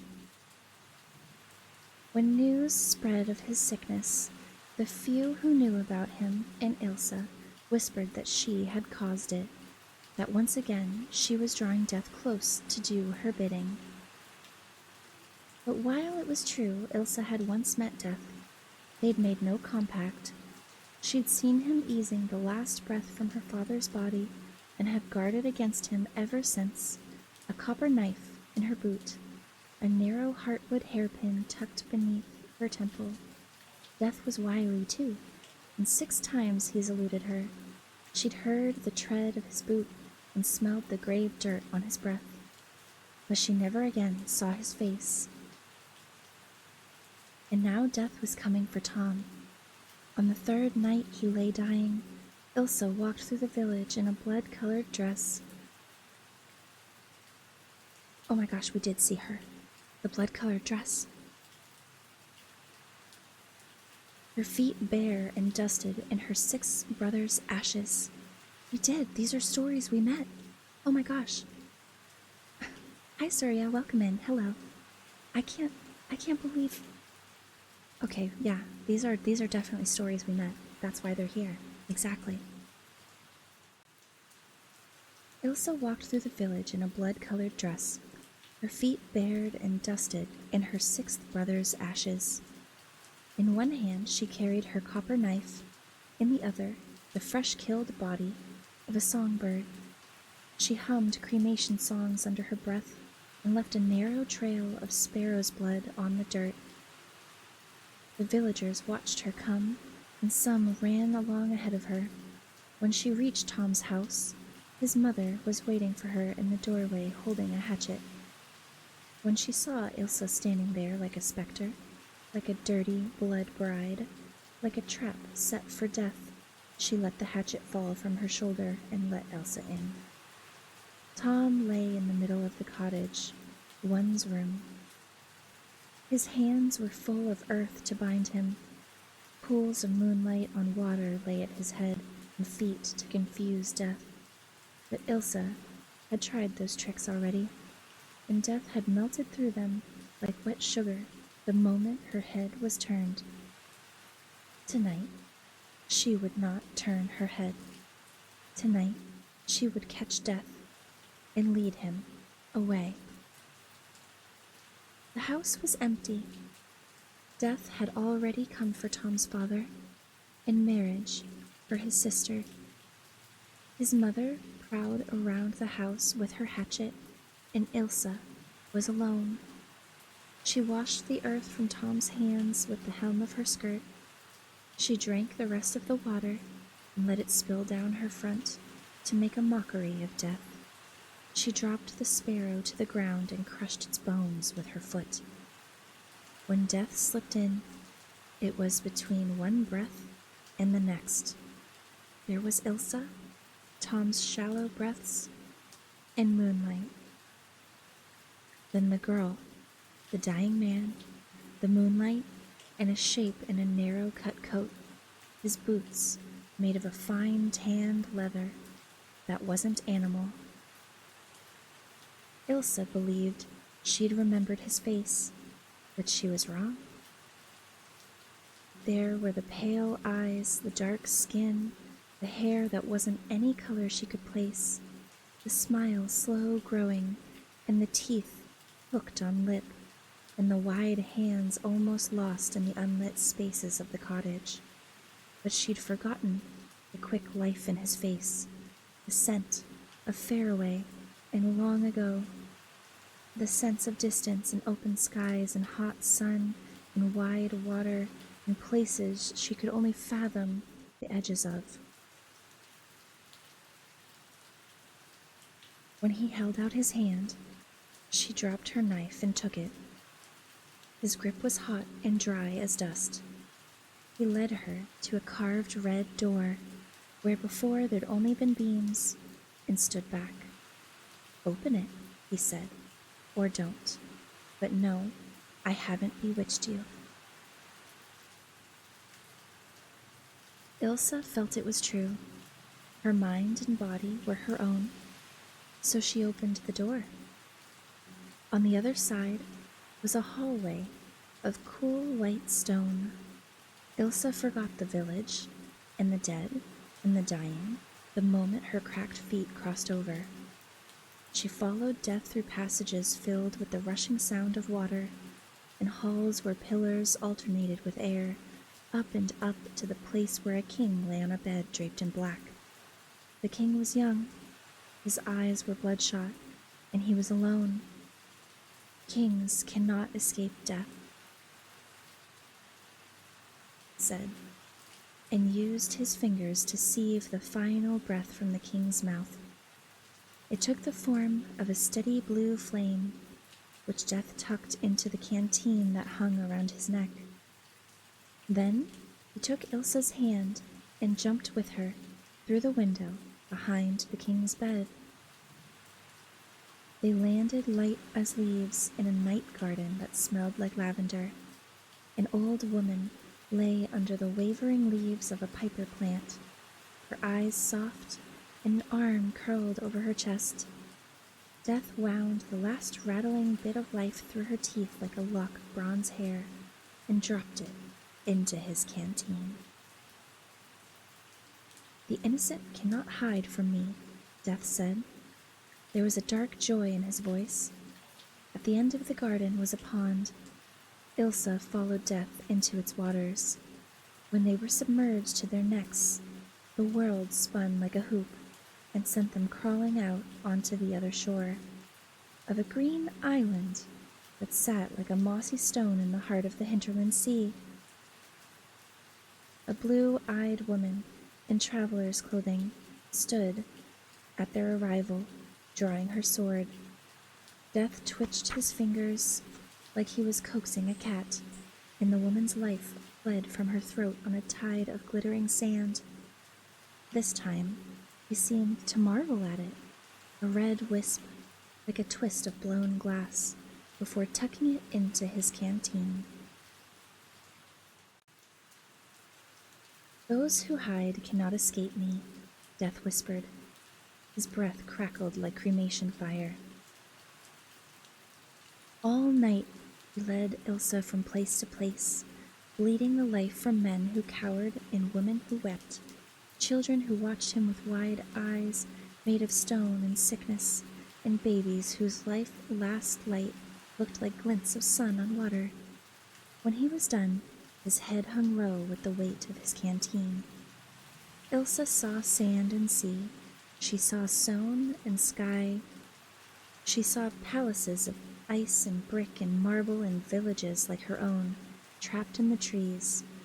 Cave pools attended to by silent women, and a well where a boy scooped up buckets of golden mist. When the sun threw its first light over Death's dark hands, he drew them back. He stood beside Ilsa in a college kitchen where a man whose last breath was the color of a wren's feather, laying lifeless over a crock-pot. There was a door in the wall, a carved red door Ilsa remembered from a life long ago, in a rude cottage where a man whose face she'd forgotten would die by morning. No, she threw herself in front of it. She'd come to understand some time in the night that death had changed her again. Breath by breath, she couldn't go back to what she'd been. You can't, she said. She couldn't manage more. But the door behind her faded into red smoke, and she slipped through, back to the close air of Tom's cottage. A gift for you, Death said, gesturing behind her. His smile mocked her, for being my companion for a night. Then he was gone, leaving behind a scent of salt and wind, and Ilsa alone in her red dress. Behind her, Tom stirred. Around her, the village breathed, full of bodies that held a secret just behind the lips. A twist of colored smoke or mist or flame, faded or glittered like starlight, ever ready to be plucked by Death's fingers and tucked into his canteen. Tom called her name. His voice was beloved once, but now it grated over her ear. Ilsa turned so he could see her outline in the day's first light. When he spoke her name again, it was a question, one she answered by walking from the cottage on dirty feet, caked with the mud, salt, and sand of the whole of the hinterland. Death passed over her beloved. That was the gift he gave her, but it was no longer the gift she wanted. After that night, Ilsa followed the rumor of death from house to house. She waited by bedsides, beneath windows, at the edge of accidents.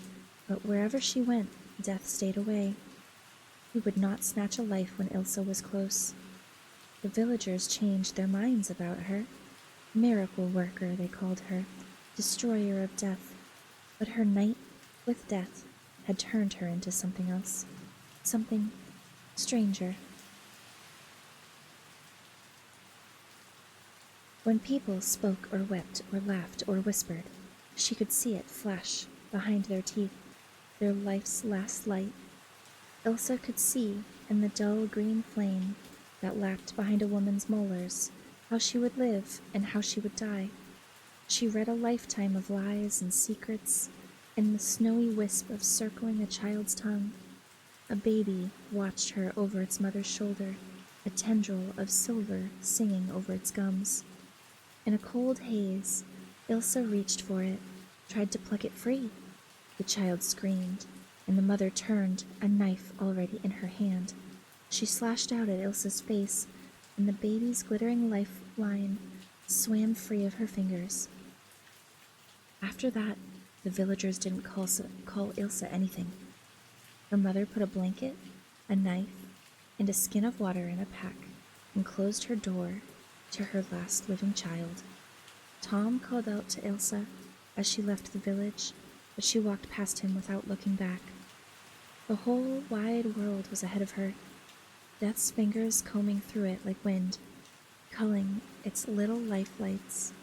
If he refused to return to her, then she would go to him. That first night, Ilsa slept in her cloak by the side of the road.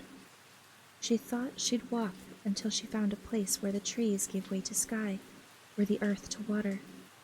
But she would have died before morning if a twig hadn't cracked beneath the boot of the man leaning over her, holding a knife to her throat.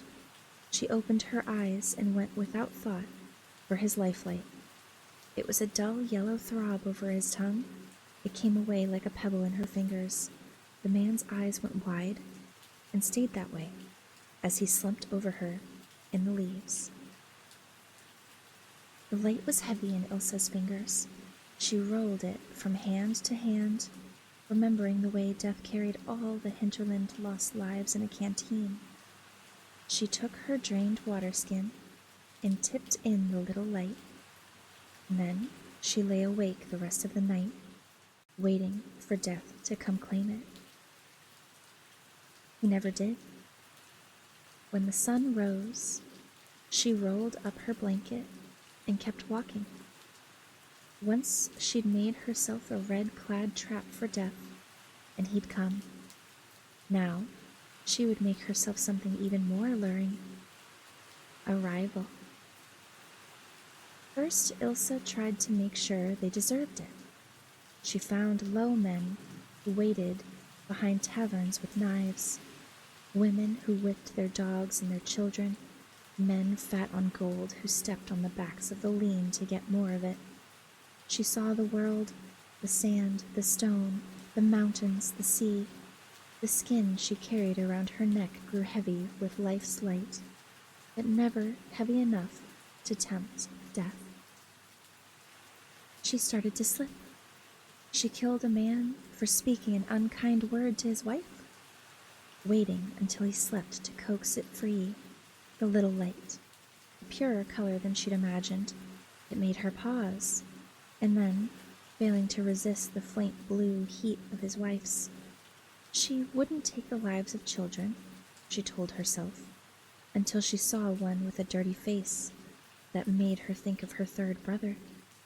The sight filled her with a hot, hard pain that felt like longing, and she peeled away his piercing copper light. Her brothers wouldn't have recognized her in her long black coat, her knuckles scabbed and her hair streaked with clay-white strands. Her own lifelight was the only one she couldn't see.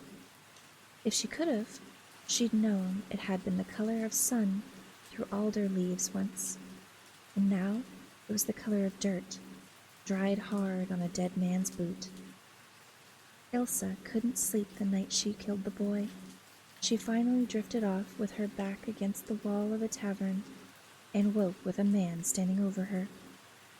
"No, no, no," he said, when her hands went to her knife. "I've been watching you. I can do more for you than become another life on a string." Ilsa's heart quickened. This was a messenger, perhaps, of death.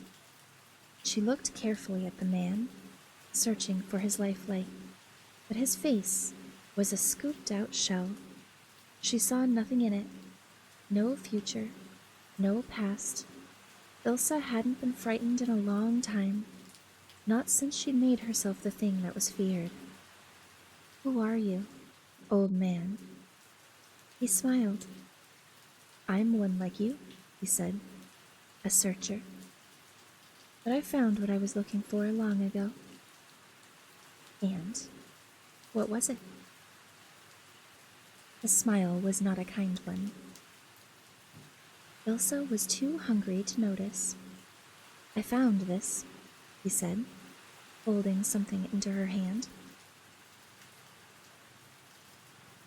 I'm interrupting this reading to tell you that this whole conversation has no quotation marks. All the dialogue I'm reading right now has no quotation marks. And up until this point, the only words that didn't have quotation marks around them was death speaking. Just an interesting thought. "I'm one like you," he said, "a searcher. But I found what I was looking for long ago." "And what was that?" His smile was not a kind one. Ilsa was too hungry to notice. "I found this," he said, holding something into her hand. She looked at it, what he'd given her. A cut glass vial the size of an acorn. Inside it, liquid as thick and black as her hair. Ilsa had seen the four corners of the hinterland and the spaces between. She'd stolen the violet lifelight of a despot king. She'd walked down a staircase into the sea. She'd watched the moon lift a girl off her feet, sizzling her bones to dust and placing her in the sky. But she couldn't envision where the contents of the vial might take her. And even if it were poison, she told herself, she'd meet death at last. When she looked up, the man had gone on his way. Without hesitation, Ilsa drank from the vial. The liquid slid thick over her tongue, heavy with the taste of sorrow. Peeled back the living world, turning all of its movement and color to smoke. She stood for a moment, lost, but in that smoke was a golden pulse, a fine thread of light. It beat just there, beside her hand. She touched it, and it jerked back, hovering beyond her reach. She took a step, and then another, following it through the gray fog of the vanished world. Her boots tumbled and turned over unseeing grass, pebbles and dirt as she followed the golden thread through the mist. Soon, a pond appeared at her feet, shining like quartz in the gloom. She followed the golden thread into the water, deeper and deeper until the pond closed over her head.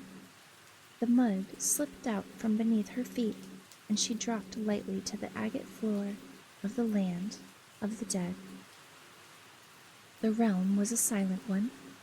Ilsa walked through hematite forests, past lakes of frozen fire. She walked beneath the cut crystal leaves of a grove of hazel trees, where spirits spied on her from behind tourmaline trunks. The water skin around her neck, sloshing with its burden of souls, grew heavier as she approached Death's palace. It was an ugly place, a crouching animal bristling with spires. The shining thread led right to its iron doors, where it ended at a ruddy knocker shaped like a ring of the red flowers that meant sickness. Her shoulders ached with the weight of the water skin, so heavy she wasn't sure she could carry it. She heaved herself onto Death's doorstep. Ilsa knocked. Ilsa waited. A figure that looked no more substantial than the shades in the trees answered the door. It stepped back, beckoning to her to enter. She followed its silent tread, her boots echoing on the green banded floor of the palace. They moved through cold marble halls toward the distant hum of a party. Finally, they stepped into a chamber larger than Ilsa had seen, with walls covering a soft moss and a ceiling freckled with stars. Music wound through the air like black flags, twining around the limbs of a floor full of dancers. At the far end of the hall, Death sat easy on his throne, eyes burning in his face like pale planets. "You've found me at last," he said to Ilsa. At the sound of his voice, the dancers went still, and the music died. The water skin around Ilsa's neck felt heavier still. The faces of the guests turned toward her at once, and she felt a terror that started in her fingers and spread like wildfire. She knew every face because she'd killed each one. The man she'd slain in the forest stood just there, holding a glass of something red to his lips. The child whose light she'd thieved for no reason stared at her from atop a table. Their faces were empty without their life lights, their mouths filled with darkness. Ilsa took a step back, then fell to her knees, heavy with the weight of the lives she'd carried. She would die, she knew, if she couldn't run. The weight of the water skin would strangle her, or the shades gathered against her would. With shaking fingers, she tugged desperately at the skin around her neck. The rope holding it snapped, and it tipped on its side as it fell, and the lights it carried spilled out. They spun over the floor, massing into a dark and glittering fog. It illuminated the faces of the dead before it swallowed them. When the fog cleared away, the dead had changed. Their lifelights flickered from their faces like ugly stars. Ilsa gripped her copper knife in shaking fingers, but Death held up a hand, staying the crowd where it stood. "What will her punishment be?" he asked.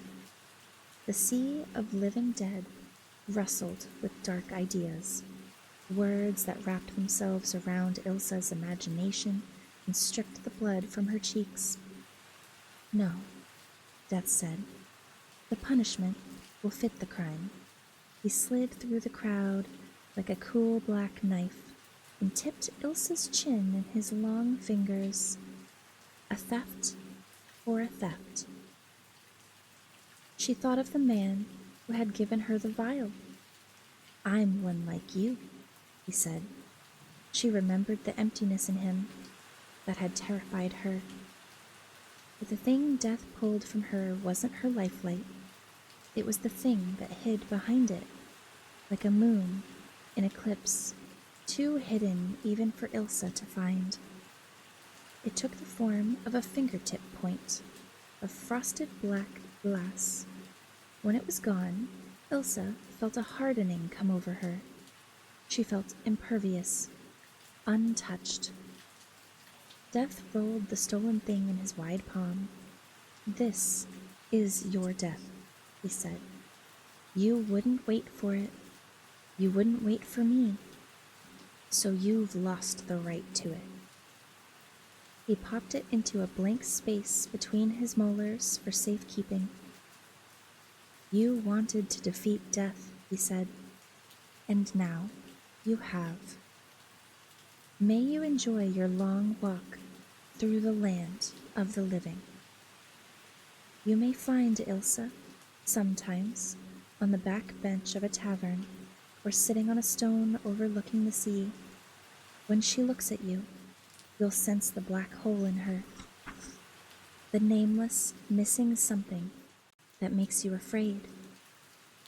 Her face will fade in time until the moment of your passing, and there she'll be, hovering just over Death's shoulder, hoping to hitch a ride alongside your spirit back to the land of forgetting." The end.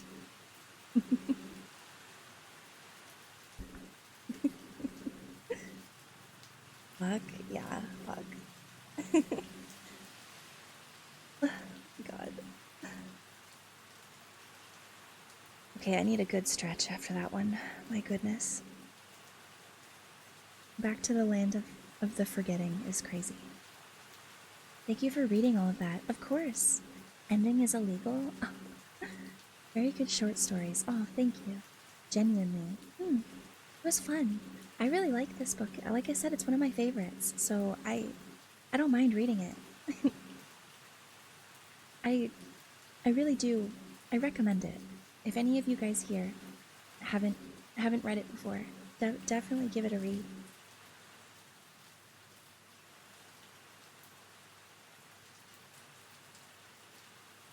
I can def see why.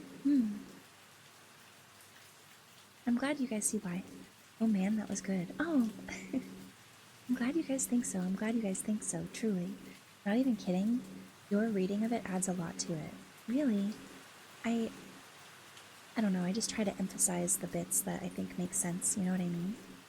The narrator does make a difference. And just like that, clear it out of your first ASMR book choice. I know, we finished it. I can't believe we finished it. Definitely glad I was able to be here for this story. Thanks for sharing. Of course. I will pick out a nice one to start next week for you guys. I have a couple of books in mind, so I think I'm going to pick this one, and then we will go every other, and then the next one I'll let you guys pick.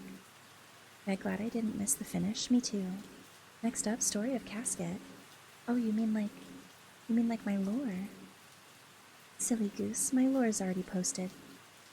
If you want more lore, you're gonna have to wait a little bit for that. Sure, that sounds solid for going forward.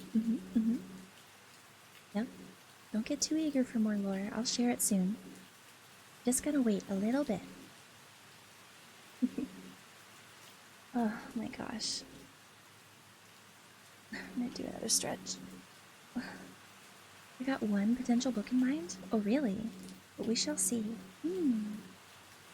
Okay, we shall see. Silly goose in this economy. Yeah, what do you mean? What do you mean? Are you guys sleepy? I admit I am a little sleepy. Reading reading the books definitely. Oh, thank you for the head pat. Thank you. Reading the books is fun. It like keeps my brain wired and working. But as soon as the reading is over, all of these wonderful rain sounds just is so relaxing. We honk for ghosties. Oh my god. Your voice was so soothing during every reading. I don't think there was one of them that I didn't end up falling asleep at least once. Oh, wait, King, that is such high praise. Seriously, thank you. Yes, the Leon casket fanfic comes before more lore. Yes, please. Basil, it's 6 a.m. for you? Oh my god, please, please get some rest. My eyes feel like Ferrero Rocher.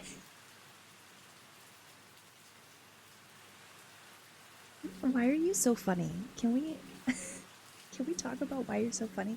Don't make me laugh while I'm doing ASMR. That's crazy work. Don't make me laugh. I need to be quiet. There's at least 10 other people here that are asleep. My eyes feel like Ferrero Rocher. Can you? Crimson, can you add that to the quotes? I think only moderators have the permissions to do that, but it needs to happen. God. Fuck you guys. Crazy work. Crazy work. My eyes feel like we're Ferrero Rocher. Anytime I stay up too late and my eyes feel super like crusty, that's what I'm gonna say. I'd be like, oh god, my eyes are so crinkly. I can't. I'm more proud of this than getting a degree. I need to seek a therapist. Hey, truly, I'm more proud of this than getting my degree too, so I feel you.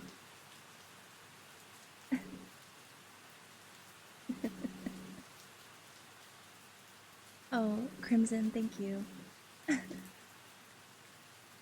Next time, put the person's name on there too.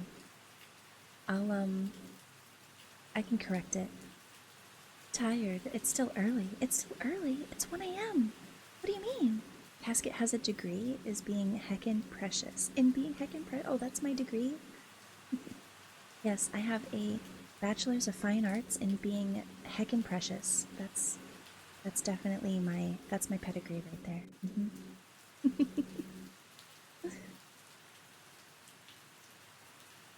Mine's in law. I don't know what the job market is like in heckin' precious. Oh, um, it seems pretty oversaturated right now, but I'm trying to pave my way, you know.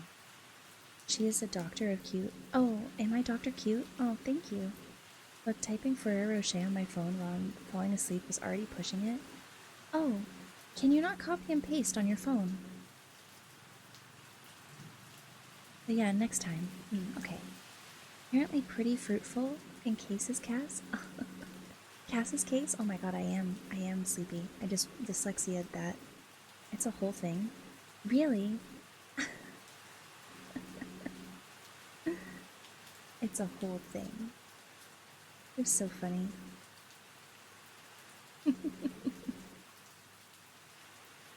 Oh yeah, get some digging in before we end stream, guys. Darn, I thought putting cheese would manifest it. You can try again. You can try again. You guys gotta dig them holes, you know? Oh hey, King got cheese. Maybe it's not rigged. Maybe you just have to believe in the heart of the graveyard, you know? I desire to dig my way into Casket's arms. That sounds oddly comfy. Dude, I am so comfy right now, I'm not gonna lie. I am so comfy right now. Is graveyard cheese really something people should be eating? Seems medically unsound. Well, technically, I suppose if you were alive, it might be a little questionable, but are we really alive here? Because I don't know about you, but I could probably eat it and be okay. See, look, everyone's finding cheese. Cheese is also everyone's favorite thing to find, so it's how we visit the ghostie.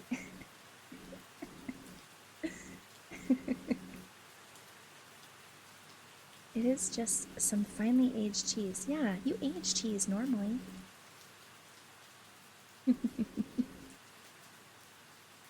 Oh my god.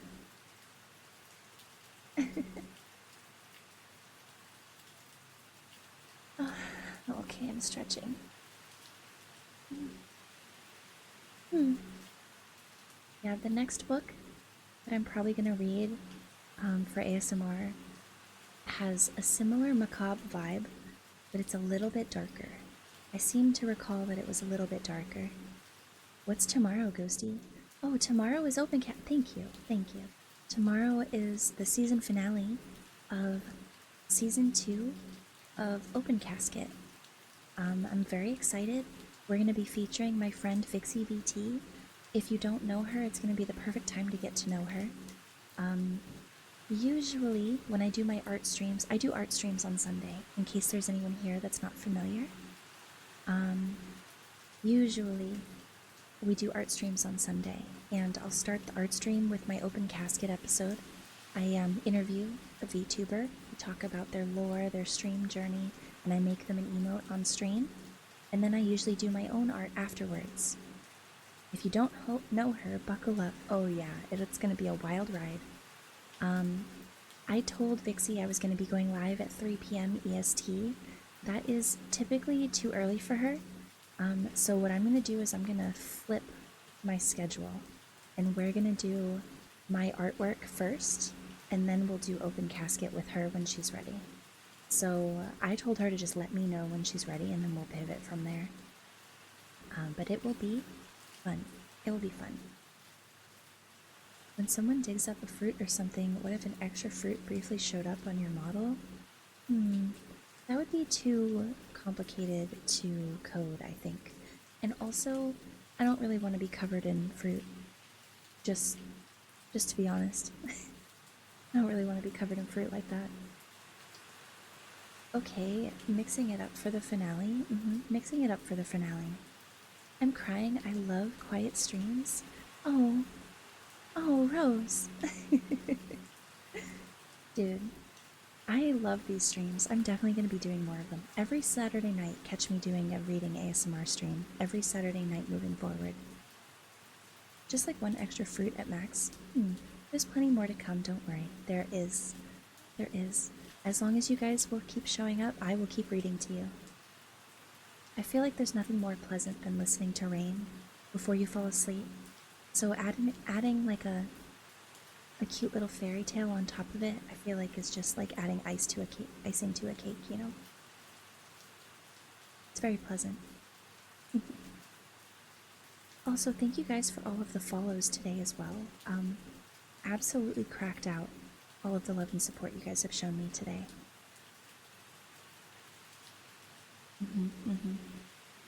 There's some consistency to my schedule right now. So Saturday nights are always ASMR, Sundays are always art, and Mondays are always Persona.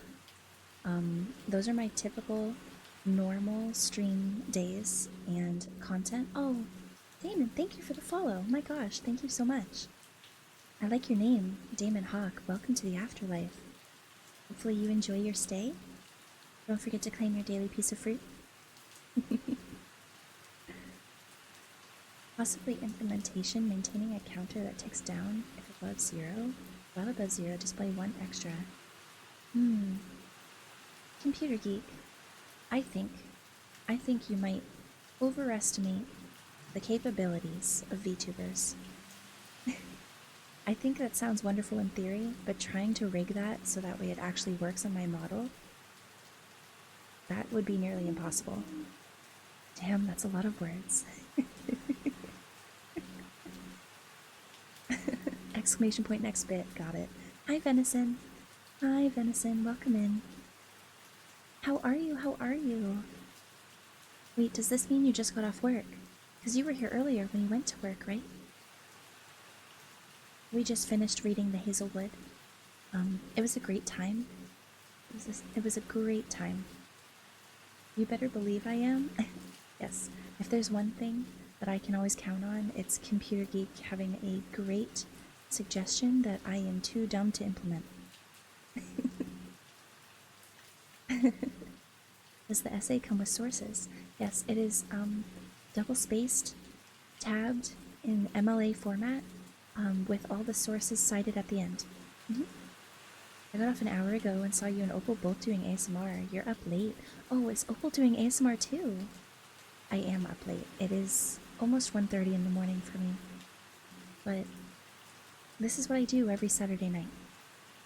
I will assist with implementation in whatever you desire. Oh, thank you. I mean, you're doing fantastic so far with your strong theming and bubbly personality. It's with the glazing! What is with the glazing, you guys? Elite level academic ball miller. Times New Roman in an 11-point font. Academic even. Oh, hi, Conductor Cow. Welcome in. Nice to see you. I'll be lurking. Small nap before work. Okay. Thank you for the lurk. Chat, we will probably be ending soon because I am a sleepy little ghost. Nibbles on the book. Okay, you nibble away. We're done reading, so you're totally good now. Suppose I can take that graphic off. We're not reading anymore. I appreciate you lurkers a whole lot. It's nice to have you guys here. Yeah, Def gotta get rest for the day tomorrow. Get rest for the day tomorrow. Gotta be well rested for my art. Ending soon. Oh, so bye, have fun rest of stream, and a good night. Thank you, thank you. Yes, we will be ending soon. We will be ending soon. In fact, I should probably start looking for someone to raid. Let us see, shall we?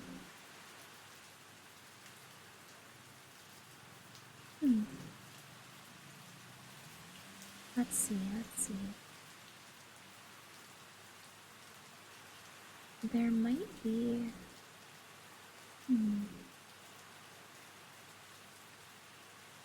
I know I have a couple of friends that are live right now.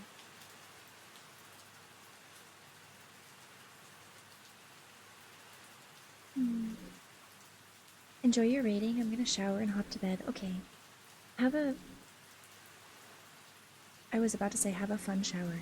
I mean, you're venison, so you might have a fun shower. But, we'll see you next time, Pookie. I hope you sleep well. Rest well, okay? Oh, yeah. Yeah, have a fun shower. Have a night fit for royalty. Hey, yo. Hey, yo. Reading into Opal's ASMR would keep the ASMR cozy going. It would. It would.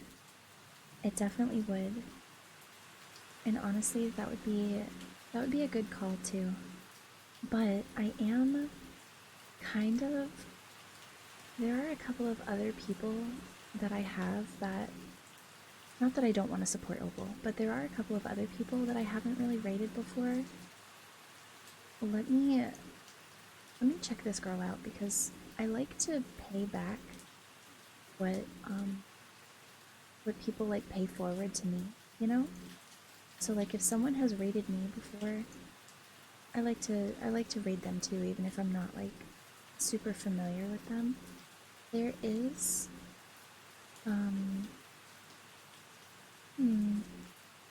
my shower has two heads.